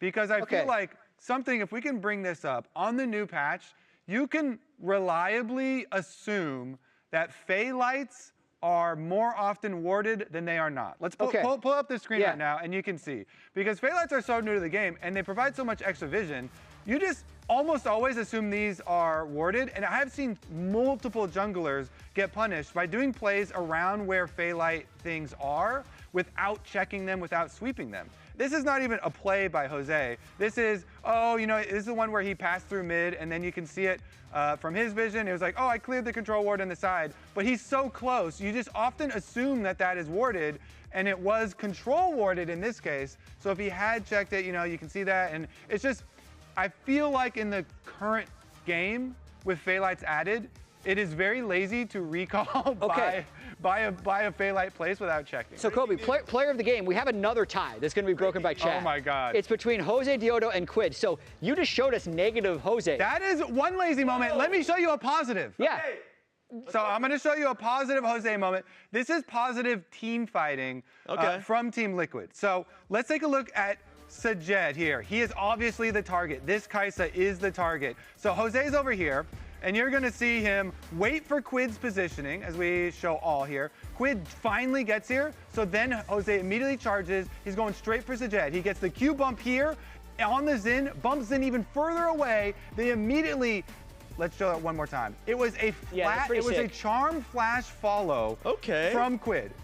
So that's both whenever you're playing Ahri plus Vi, you need to assassinate this target. And so, nobody's going to be able to do it. Lion tries, I guess. He actually is autoing the Vi instead of defensively ulting, and then he offensively ults. But Quid already, Charm flashes into Q and they assassinate Sajed.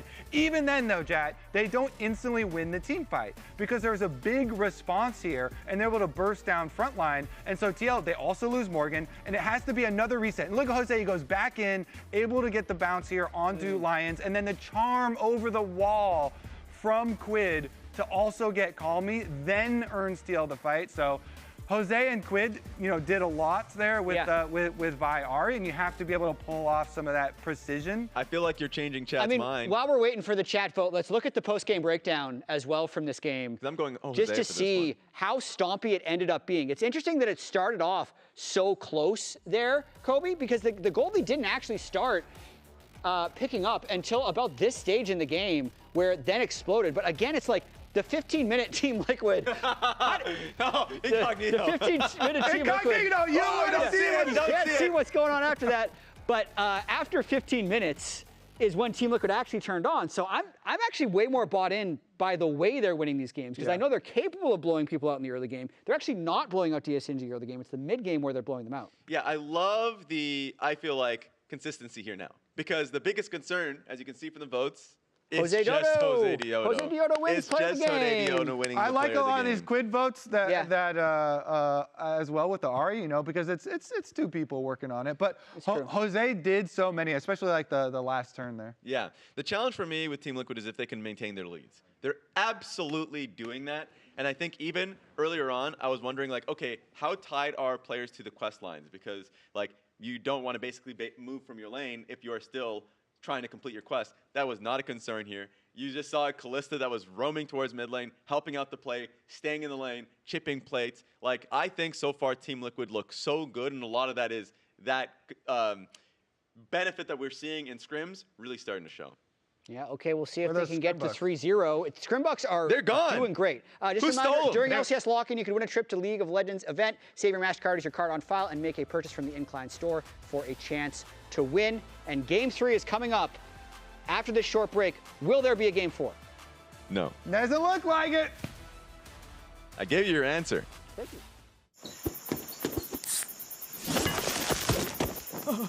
Red Bull gives you wings. Rich in the ground before Dub can even get there. In time to try to knock out as Impact gets bursted. Don't feed. Get fed.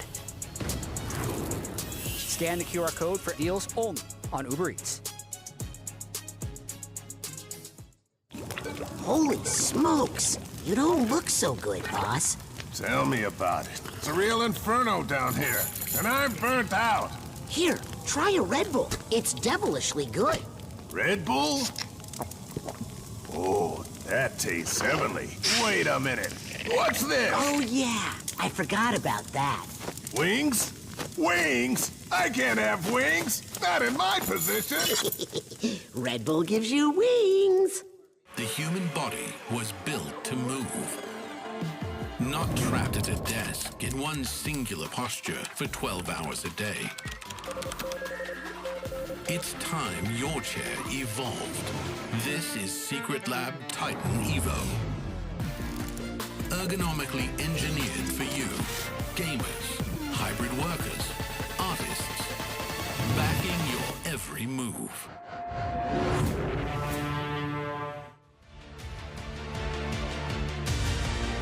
Tell coach put me in, call my number, I'ma show up. And they ain't no stopping all the shots that I'ma throw up. Been a man since the boy, but now the boy is all grown up. Sounds good, guys. Nice shot.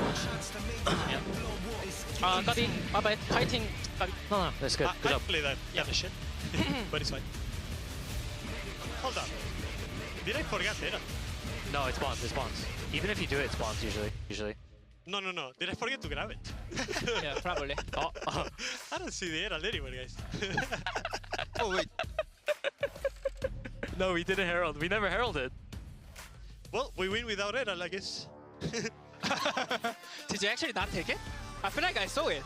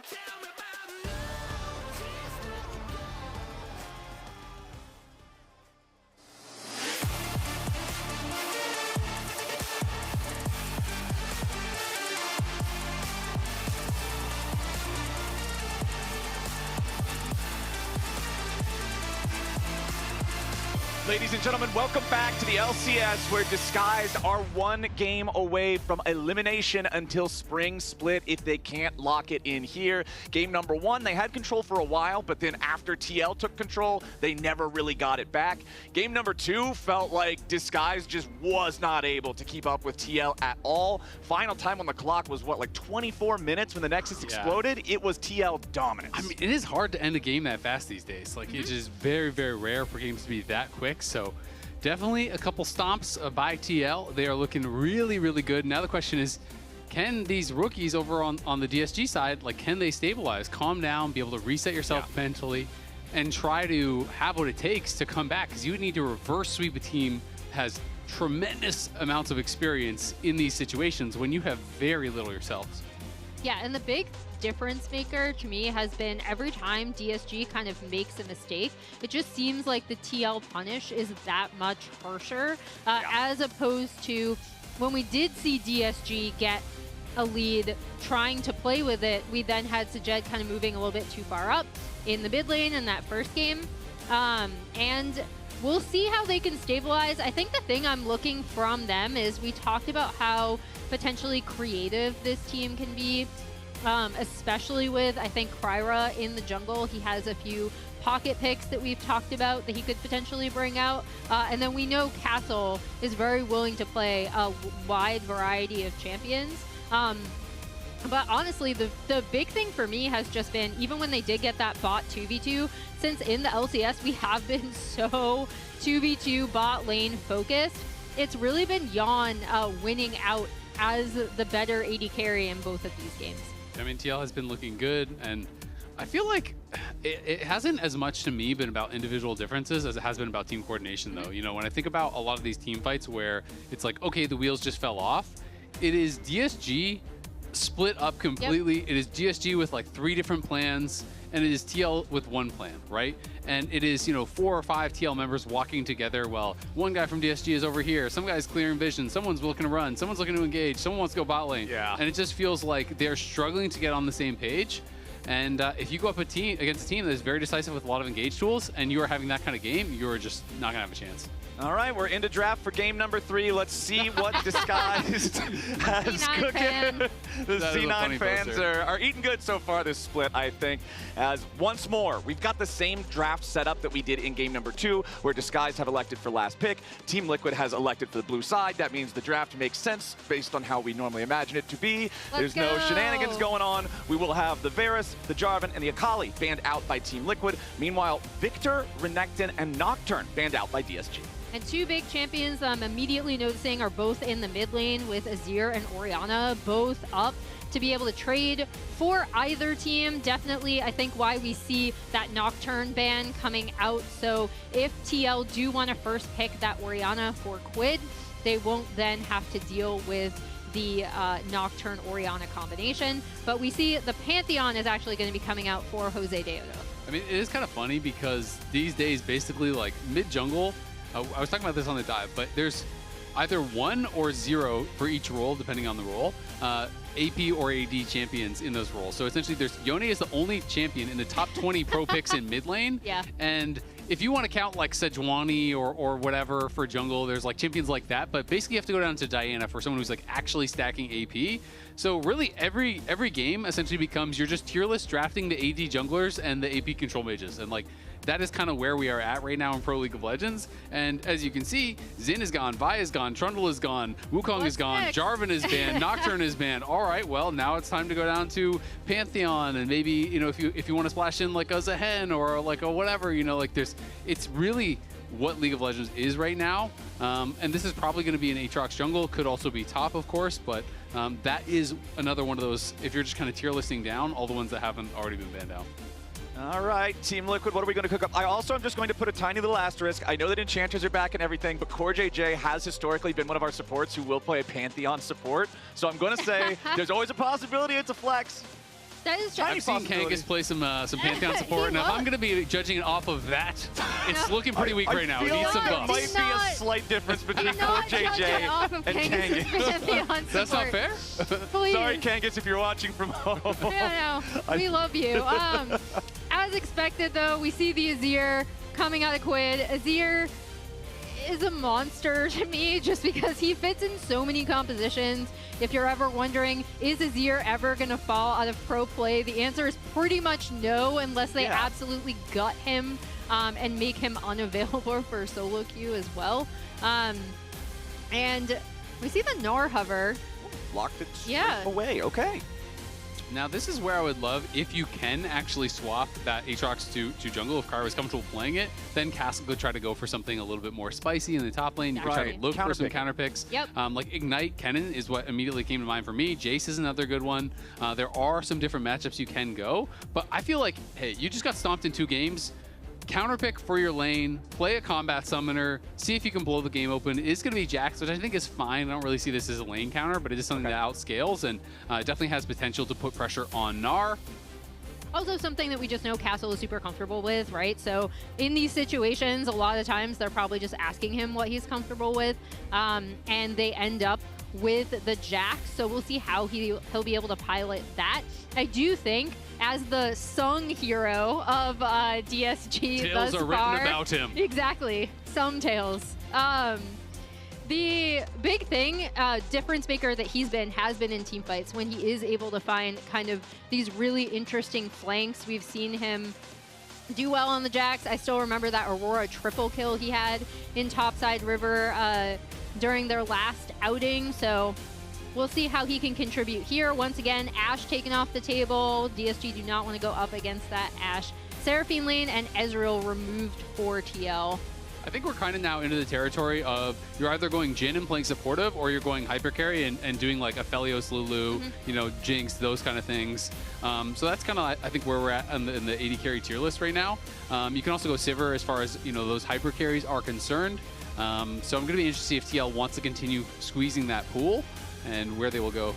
Now, Xayah banned out here by Disguised, wants to get rid of that AD carry with the powerful self-peel, right? That defensive ultimate that can save her from the Aatrox and the Jax when they try to dogpile in. Right now, I'm also looking at Disguised comp, and I'm not seeing a whole ton of engage. I feel like the remaining picks, obviously one of them has to be a marksman, so the support, I think you're going to need some stronger engage potential if you really want to be able to make plays against Team Liquid. Yeah, and as we see this Smolder hover coming out of Sajed, another really interesting thing is that Karma is now off the ban list if they want to go some sort of Enchanter pushing lane, and Lulu is available. Again, we've been so heavily bot lane focused, and that's going to continue here with the Lucian locked in for Sajed, and my assumption is going to be, based on what TL pick, they're going to adjust their Enchanter on that. Yeah, I mean, you can do Enchanter. Obviously, Nami was already played earlier because of that pairing, but so you could do things, common pairings like Melio, like Braum are good. But I kind of agree with Flowers that they're pretty light and engaged. So maybe you just kind of like slam down the Alistar and you still, you know, do something like that, even if it is a weaker lane, just to try to enable their engage. And I think on the other side, we probably are going to get like Aphelios Lulu or something along those lines. Aphelios Melio would also be cool because it could be a denial pick from the other side. So this is kind of where we are at with the picks that are up and available. The engage is not going to be great on the CL side either. It's like a flash stun from a Pantheon or a flank from a Gnar. You know, Azir obviously does have the potential to start fights up too. So both teams will be a little bit light on engage, but generally when that happens, range kind of becomes king, right? It's who can poke and prod and force the other team to do something, force them to react. And right now, based on what we're seeing, I feel like that is more in TL's favor. Yeah, especially with the Azir and then the Aphelios Lulu coming out of this bot lane. It does make it so much more dangerous if they do feel like they need engage and want to pick that Alistar. That's going to be a really, really rough initial lane. But no, they're actually going the Rel in as their engager. I mean, Rel, you can pop Lulu shield. That's always kind of nice. You do have some good AoE engage. I really felt like their comp needed it, especially if you're going to be playing alongside Orianna. Sure, the Jax could try to get it in there, but Rel is a way more effective ball delivery system in most cases. So I do think, you know, did they get much out of this like 5th pick counter pick? No. I think you could have been blinding the Rel and you would have kind of ended up in a similar situation. Excuse me as I stumble over my words. But I think that they had to kind of do it for their composition. And I feel like this also goes hand in hand with what we were talking about, how Disguise doesn't seem like they've all been on the same page so far in this series, particularly compared to their opponents who seem much more coordinated. If you don't have that solid engage, those mistakes, those discombobulations are going to be that much more apparent, right? If we just have the one big go button, okay, strap the ball to Rel's head, Cinder in there, right? Like, that's how you're going to get everybody on the same page. You have a very clear, very telegraphed, hey, we are going in, and I feel like Disguised have got to be coordinated if they want to keep this series going. And by contrast, although we did talk about kind of a slight lack of engage on TL side, they still do have a lot of tools where they can coordinate and kind of stack some sort of CC potential with the Gnar, like you talked about, Azael, with the Azir shuffle. So if they are able to set up team fights well, they'll have the range advantage with the poke, and then they'll be able to set up engages. Plus, you can also do the cool thing where Azir makes the wall of soldiers, Gnar slams everybody into the wall of soldiers. A little bit of wombo combo fun there if they get the timing down right. But we're on to the Rift for the third time today. Runes on your screen. Nothing really super surprising here. I am curious how well the jungle Aatrox is going to be able to do. Isaac, you were talking about how the tier list just kind of work. You go down them. A lot of the junglers have already been picked. The next best AD jungler. And that just happens to be Aatrox this time around. So mid lane as well. Quid, we saw him playing so aggressive in the previous game on the Ahri. Obviously, Azir is not going to be quite that level of aggro, but I still do want to see him continue to play in the faces of his opponents. I will say it's kind of cool. Obviously, Cryer doesn't have a ton of competitive experience, but it is his first ever Aatrox game in competitive play. And Aatrox, I do think, is a champion that takes some games. You know, you really do kind of have to know the limits, because on these drain tank style champions, you have to know how far you can go, right? You know, how much you can push the limit. So it takes a lot of experience as far as that is concerned, and then just getting really comfortable with the EQs, making sure you're placing those well, like all the timings on how to actually duel, and knowing your limits in the 5v5s. Yeah, and we'll see if he can potentially pull it off, because I think talking about, again, the way this DSG roster was constructed, Kryra coming on, the fact that they continued scrimming with him even when Kizno was the one who was here and he was still playing from Canada, I think this is a really interesting angle for him to be able to pop off, considering how much they've relied on him, not even as a carry, but also as a facilitator. Okay, tri-lane cam is on, and it's a fast path towards bottom lane for Jose Diodo. Level 3 on this Pantheon, looking to maybe set up a dive. This is a massive wave that's about to crash into the turret. So Jett is still only level 1. The Pantheon jumps in, and there's your first blood over to Team Liquid. That is an absolute disaster for DSG in the bottom lane. Thank you, Jose Diodo, for giving me my early jungle gank. We got it. Finally, really, really nice recognition that with this bot lane being as shoved in as it was. We talked about the pushing power, especially of the Lulu here. So really, really nice wraparound gank. It's 19-2 in bottom lane minions. To 2. That's why I was going to say, I kind of almost want to, like, see how it went so bad. Like, what was the trade that went that horrible? Was it just, you know, them going a little bit too far and getting slowed down and chased down, or kind of what happened? Because usually for those types of HP advantages to happen, it's like someone overextends. Maybe even though Aatrox come, you can one-shot it. Berry, okay? No heal. What do you think? Yeah. I'll go. I can start tanking. I trap. Back up. Back up. Yeah. Good job. I mean, that was easy, but Morgan...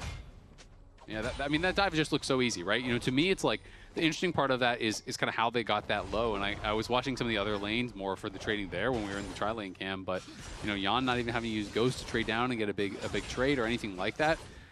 That's rough. I mean, when you're going up against Aphelios Lulu, it never gets better. It's these champions scale to infinity, so there's no like, all right, we'll just scale, guys. Yeah, just play safe, fellas. It's a problem down here in bottom lane, and the problems continue. Lion's down to 200 HP. Jan chasing after him with the Gravitum.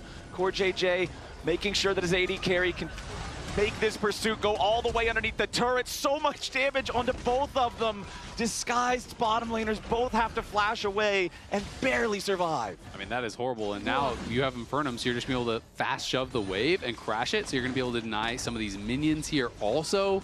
And that is just ghost traded for 2 flashes. So, and then when you have no flashes, it's not even like you can hope for the bailout of a gank, because this is Aatrox. Aatrox needs some setup. Aatrox can't just like run in and one-shot them, right? Like, you need to have the rel to be able to set something up. So this is looking dire. I'm not going to lie. Dire already for DSG. Their bot lane is basically out of the game. Plus, Jose Dioto's on Pantheon with a point-and-click stun. No flashes to get out of the range before he can make that happen. Guarantees that if he wants to show up again, they're going to have the tools to make a play and continue trying to just steamroll this game through bottom lane. Yeah, and it's really nice to see, again, how well this TL bot lane is performing.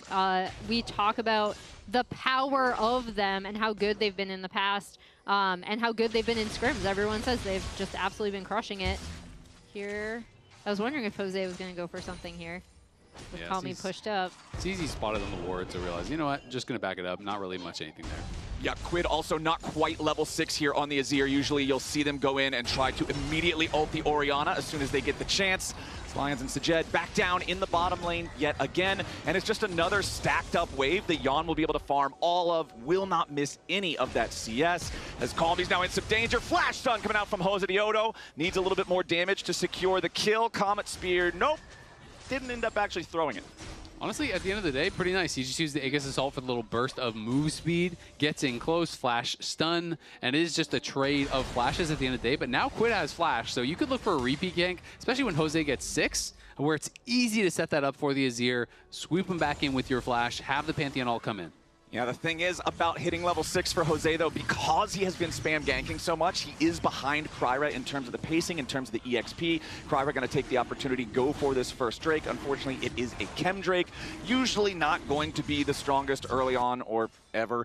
But you get it out of the way, you grab an objective, which is honestly a relief considering how bad bottom lane has been going so far. To be able to take the first Drake is, you're wiping the sweat off your forehead a little bit. Yeah, it's actually huge because you don't give away that early Drake stacking to TL, especially when this bot lane has had so much pressure on this bot side as we see them shoving another wave towards that turret. Was it you, Flowers, who said that Chem Drake is so stinky, that's why no one wants to take it? That sounds like something I would say. That sounds like some logic behind it. As Team Liquid pushing up in the bottom lane here yet again. Morgan goes Mega Gnar topside, forcing the flash out of castle in response. So now both top laners without their flashes.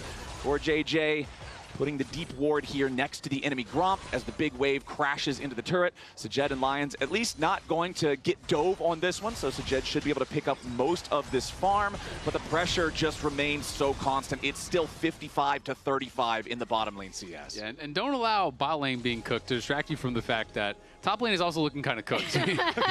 he was down 20 CS at one point. He did collect the wave. He's going to be pushing back to Morgan, but Castle had the ability to counterpick, had his flash force there in the 1v1. And it's just looking rough. I mean, they can't even walk up to the tower, really. Jose's coming, and if Sajed tries to enter, he's going to die. Yep, looks like Kryra will at least make his way in here as well. Level 7 on the Aatrox, so he is pretty strong. Goes forward, looks for the Darkened Blade. Jose Dioto is going to be your target, but Lions dies first, and Jose just throws up the shield. Now the smite to Kryra as he tries to get his way. The World Ender is used, but no, Yon's got the chase. The Crescendum is so powerful in these situations. Once you have all those Chakrams stacked up, there's nothing the enemy can do about it. And Team Liquid, can they even get Sajed here? Probably not, but man, it's just another point of pain here in the bot lane. Yeah, Sajed is not having a good time as we see the ult coming out of Quid. Ooh, nice, and the 2 turret shots as well as Calmy tries to get away. One more hit will take him down, but Calmy survives for now, has about 20 HP remaining, is using the potion, trying to heal up, wants to see if maybe he can get away on this one, goes for the TP, and Calmy calls it quits in the enemy jungle, manages just barely to get home. Calmy escapes, but still a massive win for TL, going immediately from that bot side play into Quid pushing up. As we see, Core JJ has just been such a problem, and I was a little concerned for TL with the level lead that Kryra has, but Lions immediately gets stunned up and dropped as he goes in. Kryra gets polymorphed, and all the chakrams coming out of Yon just kill off Kryra. Yeah, and I mean, while you do have a level lead there for Kryra, the problem is Lions is less than half HP, has to use the heal before he even goes in, and Sajed was level 4 to level 6 on the Aphelios, so it's like, there's just no damage behind that engage. I don't blame them for going for it because it was looking completely doomed. If you can't walk up to your tower at this point of the game, you just can't play the game. And unfortunately, that's the situation that they are in, now down about 1K. The buy for Sajed is looking rough, and it is going to be a really tough game to be able to kind of claw back. It's feeling very similar to Game 2 to me. DSG are trying to maintain a little bit of control around this bottom side river if they can. They secure another scuttle. Kryra tries to steal away some camps there, looking at the enemy chickens. Sajed, again, just forced back. The Lucian having to run away from Lulu because Lulu is just straight up stronger is not good tidings. No. He did hit level 6 now. Hey, Quid manages to just slide away here from Kryra, and this is kind of what you were talking about earlier, right, Azael? With the Aatrox, he needs setup. It's hard for him to just walk into the lane and try to make something happen.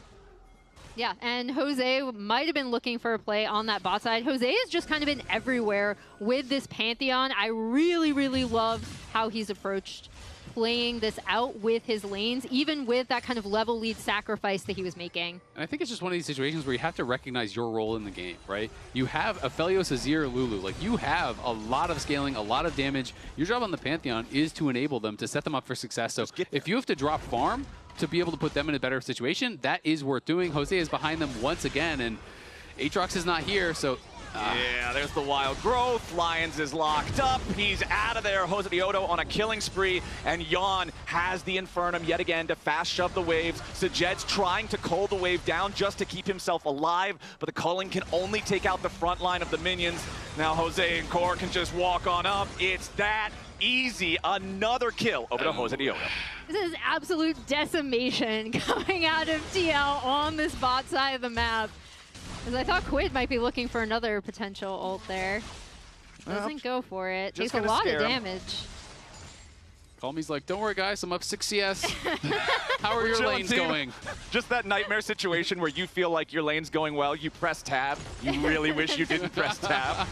Now we've got the ulti coming in the mid lane from Jose Diodo. Flashes towards Calmy, goes for the stun. Needs a little bit more damage to secure the kill. Won't quite find it here just yet. Comet Spear collides, but he doesn't have the damage.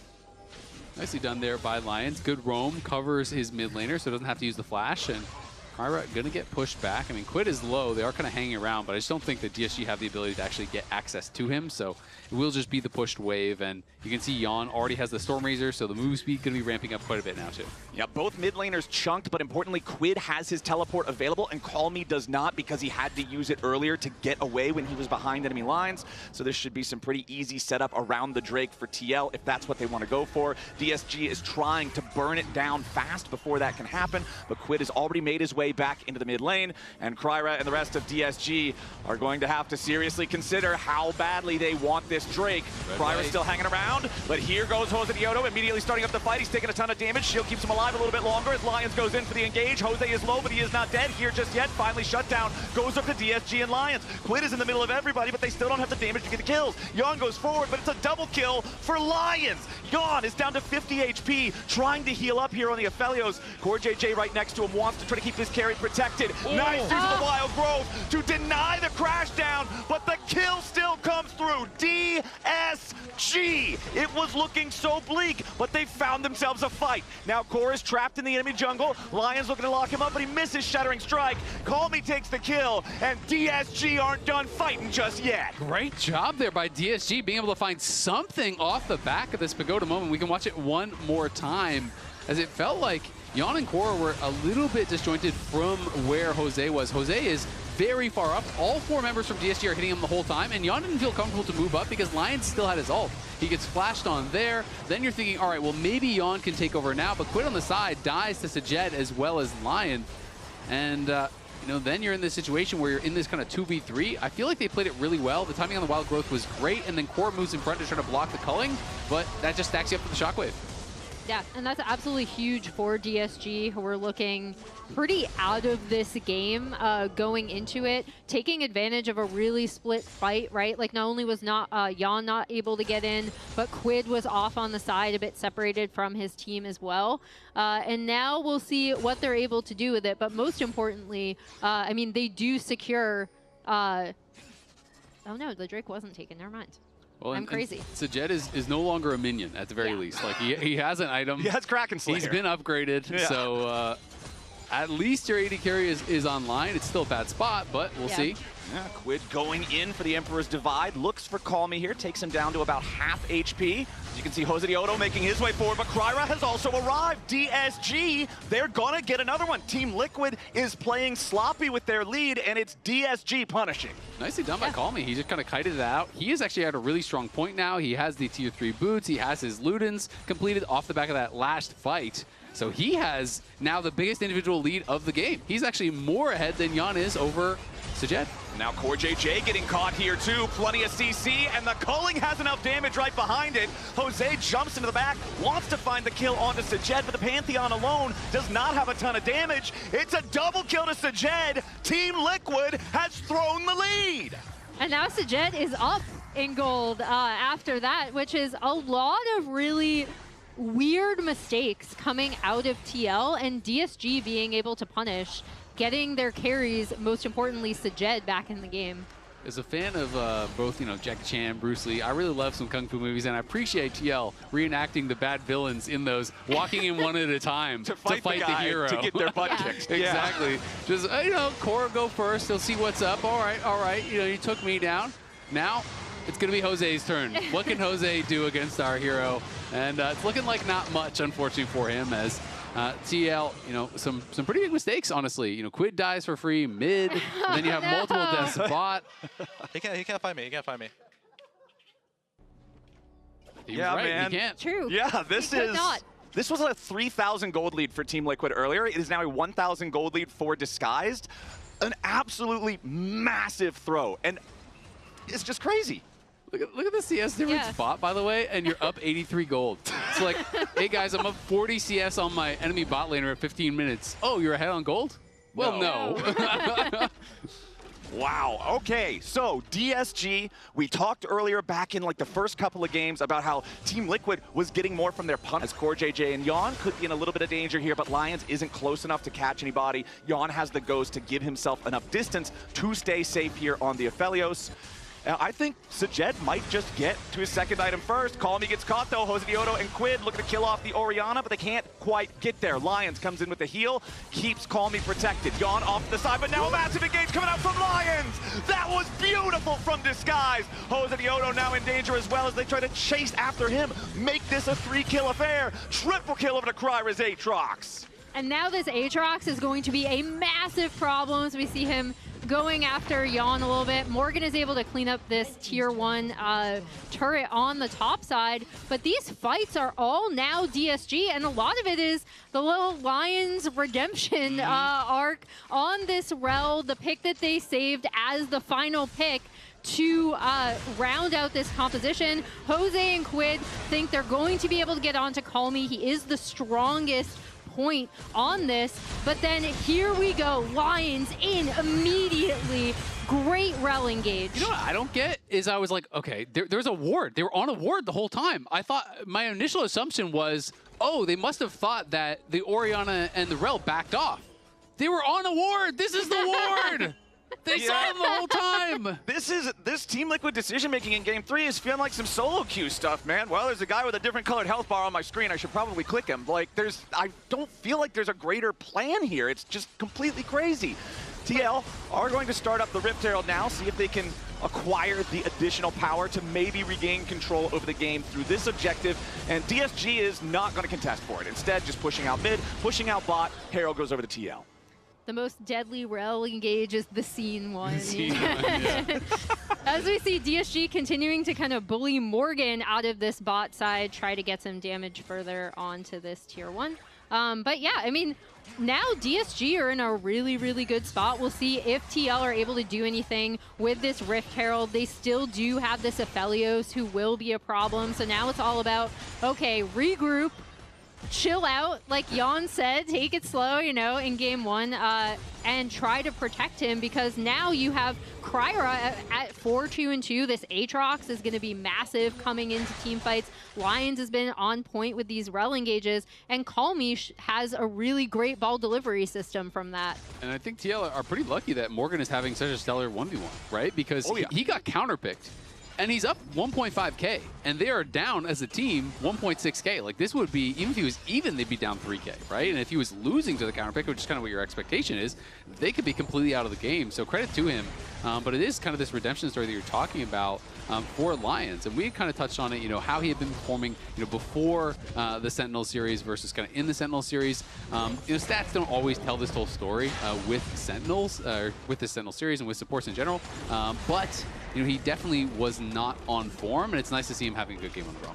Yeah, absolutely. And now we see TL dropping the Rift Herald. They have been able to take down this entire outer ring of turrets using the Gnar and then the Rift Herald in mid. So that's at least solid for them. And again, we'll be looking to see what they want to do with their next team fight, because if they give that Drake up, DSG will be on Soul Point. All right, DSG, let's see if you can maintain that control. And for TL, I want to see them have some coordination. It has just felt completely haphazard these previous few fights that they've taken. People jumping in alone, going in after different targets. The timing feels off. So Jed going to walk up here in mid lane. Just quick Ardent Blaze onto Yon, walks back away. Just a nice quiet distraction while they begin the Drake down here. TP's coming in. Morgan wants to be a part of this fight. This could be the big X factor here for Team Liquid, but Morgan's the only one going in at first. Narbar mostly charged. Kryra's already secured the Drake, and DSG's just going to walk away. And if they're able to walk away without even needing the TP from Castle, that is a huge win. Yon is trying to kind of section them off, see if he can find anything. Okay, Yon does hit him there with the Moonlight Vigil, but Blast Cone over the wall, they're safe. And the big thing was it looked like TL took too long to set up that play, right? Because you saw Morgan waiting in base. It was a matter of not if he was going to TP, but when and what kind of flank they were looking for to try to get this Gnar involved, time it around the Gnar bar, and they just weren't able to do it. DSG immediately go in, pick up that Drake, and now they're on Soul Point, Infernal Soul too. They're looking really, really strong. And I mean, I understand why TL thought, hey, maybe we can actually look for this, because Morgan just hit 2 items, Jose's already in 2 items, IE just got completed for Yon. But their mid lane is kind of out of the game as well, which is really, really difficult. You already have the 2 completed items, Shadow Flame as well as the Ludens on one side here. And then you look over at the other and you have the Oblivion Orb, like some little pieces at the end, but basically it's just Nashers and some trash, right? Like, right. It's Quid is having a rough one in this game. And meanwhile, across the aisle, Call Me is not playing vegetarian Orianna. This dude is out here just eating burger after burger. Shadow Flame plus Luden's Echo, those shockwaves are just going to eradicate whoever they hit. Yep, and as we see them kind of setting up. Oh, so Jed trying to get away from this one. That's a big catch for TL. Jose Diodo makes it happen, but what can they get afterwards? It would be risky to start up the Baron here. I mean, it's only 22 minutes into the game, but TL, I think, at the very least, want to bait it. They want to try to clear out vision. They haven't actually swept out that one ward in the pit, though, so DSG well aware of what's going on. And remember, Baron, that big debuff could mean problems if Call Me can get him behind them. He's behind. Okay, Call Me looking for it, has to flash away to try to escape. Morgan now going to be your target. DSG trying to go after the Gnar. Kryra stuck in the middle of everybody. The burst is plenty enough, and DSG lose their jungler. Now they've got to scatter. Morgan's still alive. Nice engage coming out from Lions, but there is no follow-up. DSG's trying to kill off Yon, but they don't have the damage to do it. Castle goes back in, but he falls. Jose Diodo gets the kill on the Jax, and now DSG have got to be careful. Yeah, I mean, it just felt like Call Me got a little bit too clever there, trying to come in from the other angle. He lost his flash early, and then he couldn't really connect with the rest of the team. And even though there's this great re-engage from Lions, it just didn't really amount to anything. Yeah, I mean, they couldn't really follow up with a lot of damage, as we see this again, where Call Me is separated from the fight. Kryra goes in. Morgan is actually able to get a really nice stun against the wall to take out Kryra there. Now, so watch Call Me's Shockwave here. So obviously he's super strong. We talk about that. He has the rank 2 Shockwave. They go for the re-engage. He gets the ball in on Lions. It only connects on the Gnar. So not able to really hit much of anything there. And I just feel like if he was on the same side of the fight with the Rel, it's a completely different game, right? You're very likely to be able to get a multi-man Shockwave. And unfortunately for him, couldn't find it. All right, TL back in the lead now, plus 2,000 gold. Morgan chasing after Lions. Team Liquid invading the enemy jungle, seeing if they can set up any picks, just like they've done in the previous 2 games. Less than 2 minutes on the clock until that Dragon Soul will spawn for Disguise. That one is going to be absolutely massive for TL to contest, but TL's not willing to wait. They want to contest Baron right now. Still 90 seconds until that Drake spawns. DSG is in the neighborhood, looking to see if they can take the fight. Infernal Chains onto Morgan, but he walks out of the side. DSG still on the approach. You can see Castle looking for the flank as Quid has to dash away from Sajed. Turret destroyed in the meantime over there in the mid lane. And we're just chilling. Okay, no fight. Yeah, no fight. Jose now has opened up a really big gold lead for himself, and even off that early fight, Kara got a lot of kills, completed his second item, but Jose has been stalwart throughout this game, has been great really the whole way through, and now completes the GA, so he is super, super strong. Quid is just going for a defensive build. He's just going to go for the Seekers because I think he realizes the game's not about him at all at this point, which is going to make it more difficult for Call Me. You know, you can react to that shockwave, throw down the stasis. It's just about, can TL keep Yon safe and keep him hitting? Because I think if they can, they're going to be set up for success. Yeah, and that's where I'm also still going to be looking at Jose, especially with this GA locked in for him on the next fight. And they did pull that TP off of the Jax, right? So it's going to take him much longer time to walk up to this as they return to the Baron. Yep, Yon's got the Chakrams here too. Look at how many of them he has stacked up. DSG still trying to approach, but the Baron is already gone. Team Liquid claim the objective. Yon still looking for an opportunity to put those Chakrams to good work. DSG's not going to give it to him, but now DSG can make a beeline straight for the Drake pit. Yeah, they can go for the Dragon, and this could be Soul, so that's actually not a good trade for TL if they do end up losing this, and it looks like they are likely to. Yon is just going to go topside, so they get the Baron. As long as DSG can actually hold out through this Baron buff, they're going to be really happy. And again, it was just a weird fight because Call Me is not with the team. He's trying to come around on these flanks. He ends up actually TPing just into the Baron pit, but the fight was already over. They do, though, get the Soul at the end of the day, and it's going to be this injection of gold for TL. But for this to be worth it, they have got to get so much gold. I know, talking to Freak, he estimated the value, the gold value of Souls around 6,000 plus gold. So that is a lot, right? There is stats on the Baron. There is a little bit of a gold injection on the Baron, but like, I don't think they should be able to end the game with the Baron by any means. And now you have Infernal Soul on this super fed Orianna. If that Shockwave combo hits, you could be cooked. Yeah, that one's going to hurt. Seeker's Arm Guard, we already mentioned it being available for the Azir, but the Orianna also having that defensive tool. So Call Me can hopefully feel safer positioning and posturing aggressively so that he can find high value on these Shockwaves, combo them there with Lions so they can get that huge wombo combo that really will make their team fight sing. Yeah, and now the question is going to be, okay, how well can TL kind of set the map in their favor with this Baron buff, right? Try to push out side waves. We've seen the Gnar in that bot lane kind of constantly pushing up that wave. Lions is going to get spotted out here. Yeah, Lions looking for Quid, who immediately just shuffles him back over the wall. The Azir still doing a solid amount of damage. TL going to group back up here. Pantheon ulti diving way into the back lines here, trying to finish off Lions and Kryra. Lions in some serious danger, does have to use the crash down defensively. Team Liquid putting the pedal to the metal here with their Baron. They've still got 60 seconds left on this, and they're using it to go down mid. And initially, I thought Jose was going to go in way too deep, but the follow-up from Morgan was really good. Hit the Gnar bar at the exact right time, kind of makes DSG have to scatter so they can brute force this mid-tier 2. Hopefully link up now with Quid, who's been pushing up this bot wave and try to make a play on this bot side tier 2. Yeah, they want to at least get this bot side tier 2. There's 37 seconds left on that Baron buff. Quid could get caught by Shockwave. Nice Shockwave there, but can Quid escape? DSG trying to chase after the enemy mid laner. They hit the Darkened Blade. He uses the Seeker's Arm Guard, but he will not escape. Call Me gets the kill, and Disguised get the pick. Nicely done. Disguise getting another pick there. So it is just the 3.4k gold lead at the end of the day with that Baron buff. They're not going to get anything more, but again, you know, around 6,000-ish gold of stats, you know, with that Soul. That is essentially what that is valued at. Of course, it is different for every team comp. It depends on how easily you can apply, you know, this Soul buff, how easily you can apply the damage. But it is going to be quite powerful. And, you know, DSG are not in a bad spot. So TL didn't really get enough with that Baron for it to be worthwhile. Yeah, they weren't able to get kind of that tier 2 bot that they were prepping for. They did knock down the tier 2 in mid, but you know, all inhib turrets and 2 tier 2s actually are still standing. They pretty much just only added that mid tier 2 because they'd already had the outer ringer of turrets down for a while.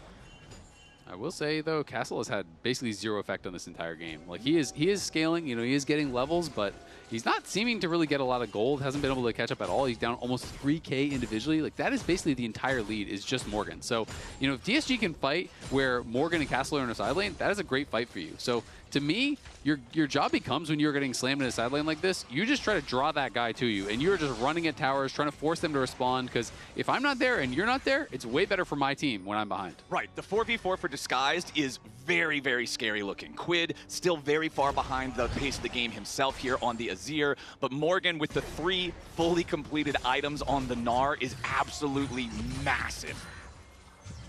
See if he face checks into the brush here. Does take a quick burst of damage, but he's just about got the Narvar charged, so he continues just running straight at them, and DSG back away as Castle makes his way back out onto the map. He's on the flank here with a blast cone, but he does need to be a little bit mindful. Jose hits him with a very small amount of poke. Sun Disc will be destroyed here in the mid lane. TL have lost Morgan's Mega Gnar for now. DSG might look for their opportunity to go in, but it's a ton of burst on the call me. He's already dead. Quid takes the kill, and DSG have to try to fight without their mid laner. So Jed forced off to the side of the fight at the same time, as now Kryra is down. Lions will follow. TL just killed 4. TL were constantly trying to look for these angles on to Call Me, finally get one there. I love how they've been playing around Morgan specifically, always looking for these flanks. And yeah, now they might be pushing for the end. Yeah, the death timers are long. It's 20 seconds until anybody else is back up. It's only Sajed to try to defend this. The Lucian, who had such a struggle early game, will not be able to hold the line. Team Liquid, it was a messy game number 3, but they make their way onto the Nexus turrets. They will clean sweep Disguised, and they will move forward, continuing their march towards first stand. A little blip on the radar in Game 3. It got a little messy, but Game 1 and Game 2, super dominant, and TL, at the end of the day, show their class in the team fight. It just felt like they split up that fight, one on both sides. They get this great engage, and they one-shot Call Me. And on the other side, Jan was just confidently walking forward, forcing them to engage on him. He has summoners, flashes back with the protection of Core JJ, and all of a sudden, everything has been lost on both sides of the fight there for DSG. Yeah, and I love how they use their coordination to kind of bait out these fights. That's something we've been talking about with TL, right? Like, we want to see how well coordinated this team could be as they take a bow and will move on in the lower bracket. I mean, if you're Team Liquid, you should be so happy with the early game of this game number 3, because it looked like they were just set up for success from minute 1. Everything in the mid-game needs VOD review on top of VOD review, and I'm sure that's where they're going to go. But right now, we're joining Jat on stage for an interview. Thank you. I'm here with Jan. After a quick 3-0, a little bit messy in the Game 3, but how do you feel you guys showed up after a 2-week break? For the most part, I'm very happy with what we showed. I feel like we were way more connected, maybe a little bit less in the third game, but sorry. No worries. Any water. Whoops. But yeah, I think we've been working pretty hard recently and fixing up our stage game. Overall, very happy. Yeah. What do you feel like the biggest thing was on stage? Because your scrims have been so good, there's been a lot of speculation on what hasn't been transferring, but what do you feel like you transferred to stage today? For the most part, I don't think we were very connected in our own plays. We were really just doing things on our own, but now we're playing more of a team game, I would say. Who's the biggest threat on the way through the losers bracket? We got Lyon versus FlyQuest tomorrow. Who do you expect to come out of that one? Hard to say. I feel like everyone's just cheering on FlyQuest at this point, but hard to say. I think Lions will probably win, or Lion. Fair enough. Okay, Jan, thank you. Take a break. Good 3-0. We're going to send it back to the lounge to close out the day. More connected. They were definitely very connected on this series. The last game, maybe not so much. Yeah, don't have recency bias. Yes. The last game, they did show that they still have a little bit of int in them, Raz. But for the beginning and then for the end, they were able to both set up their victory and then they were able to recover it after they had that little spree of ints in the middle. Game 2, when I saw that graphic up there, fastest game in the LCS this split. And 5th fastest globally this split too. Like, they very much are in the driver's seat. That being said, player game, player of the game? Anybody knows? Who's the driver usually, Raz? It's usually the jungler. The jungler. The jungler, Jose. Boom. Jose set up a lot of plays. Like we were doing a lot of the replays of some of the turns and engages that he did. There were mistakes too, along with it. You know, not every drive is bump free. True. There's a couple of little bumps on the road. Especially in LA, there's a few potholes. I just wanted to come hang out. You guys took my chair away? Hey, little guy. Yeah, we did. Hey, you What can is get this? nice I can and take comfortable. the middle seat. Hey, Okay, little sure. Nice and comfortable. Yeah. Oh yeah, squeeze it. I'm not a I'm man not that spreader. far away. I'm not it's a such man a fast spreader. day. Like, I Yeah. don't want to be gone. Get on in so here. Jose won player of the game. Oh, That's cool. I got spoiler on who got player I of the voted for series. him. Okay. I got who do you think it is? I think it's Jose. It shows right there. But then you looked at it. That's player of the game. That's game.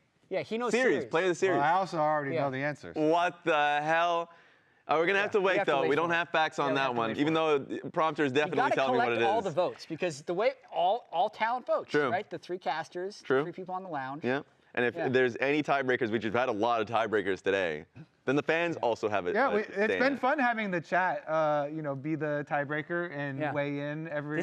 We're so close to Yeah, we are. I'm gonna make it a little more And the director uncomfortable. probably didn't think I was coming here, so now we're Hey, just Raz. a happy couch. I mean, this is my favorite. You're not gonna give me this. It's my favorite place in the world.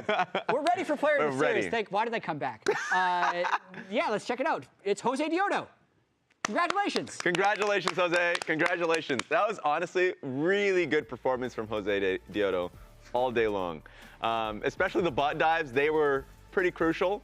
They're very TL-esque. Oh, the pillars. Man, we've all been there, right? Yeah. Afterwards, it feels so bad. Yeah, but he was such a driver for a lot of these plays. And again, there were a couple of plays. You saw inklings where Jan was talking about, oh yeah, we're way more connected. They were for the majority. There's still been a couple that they weren't connected on, but for the vast majority, so much more synced up.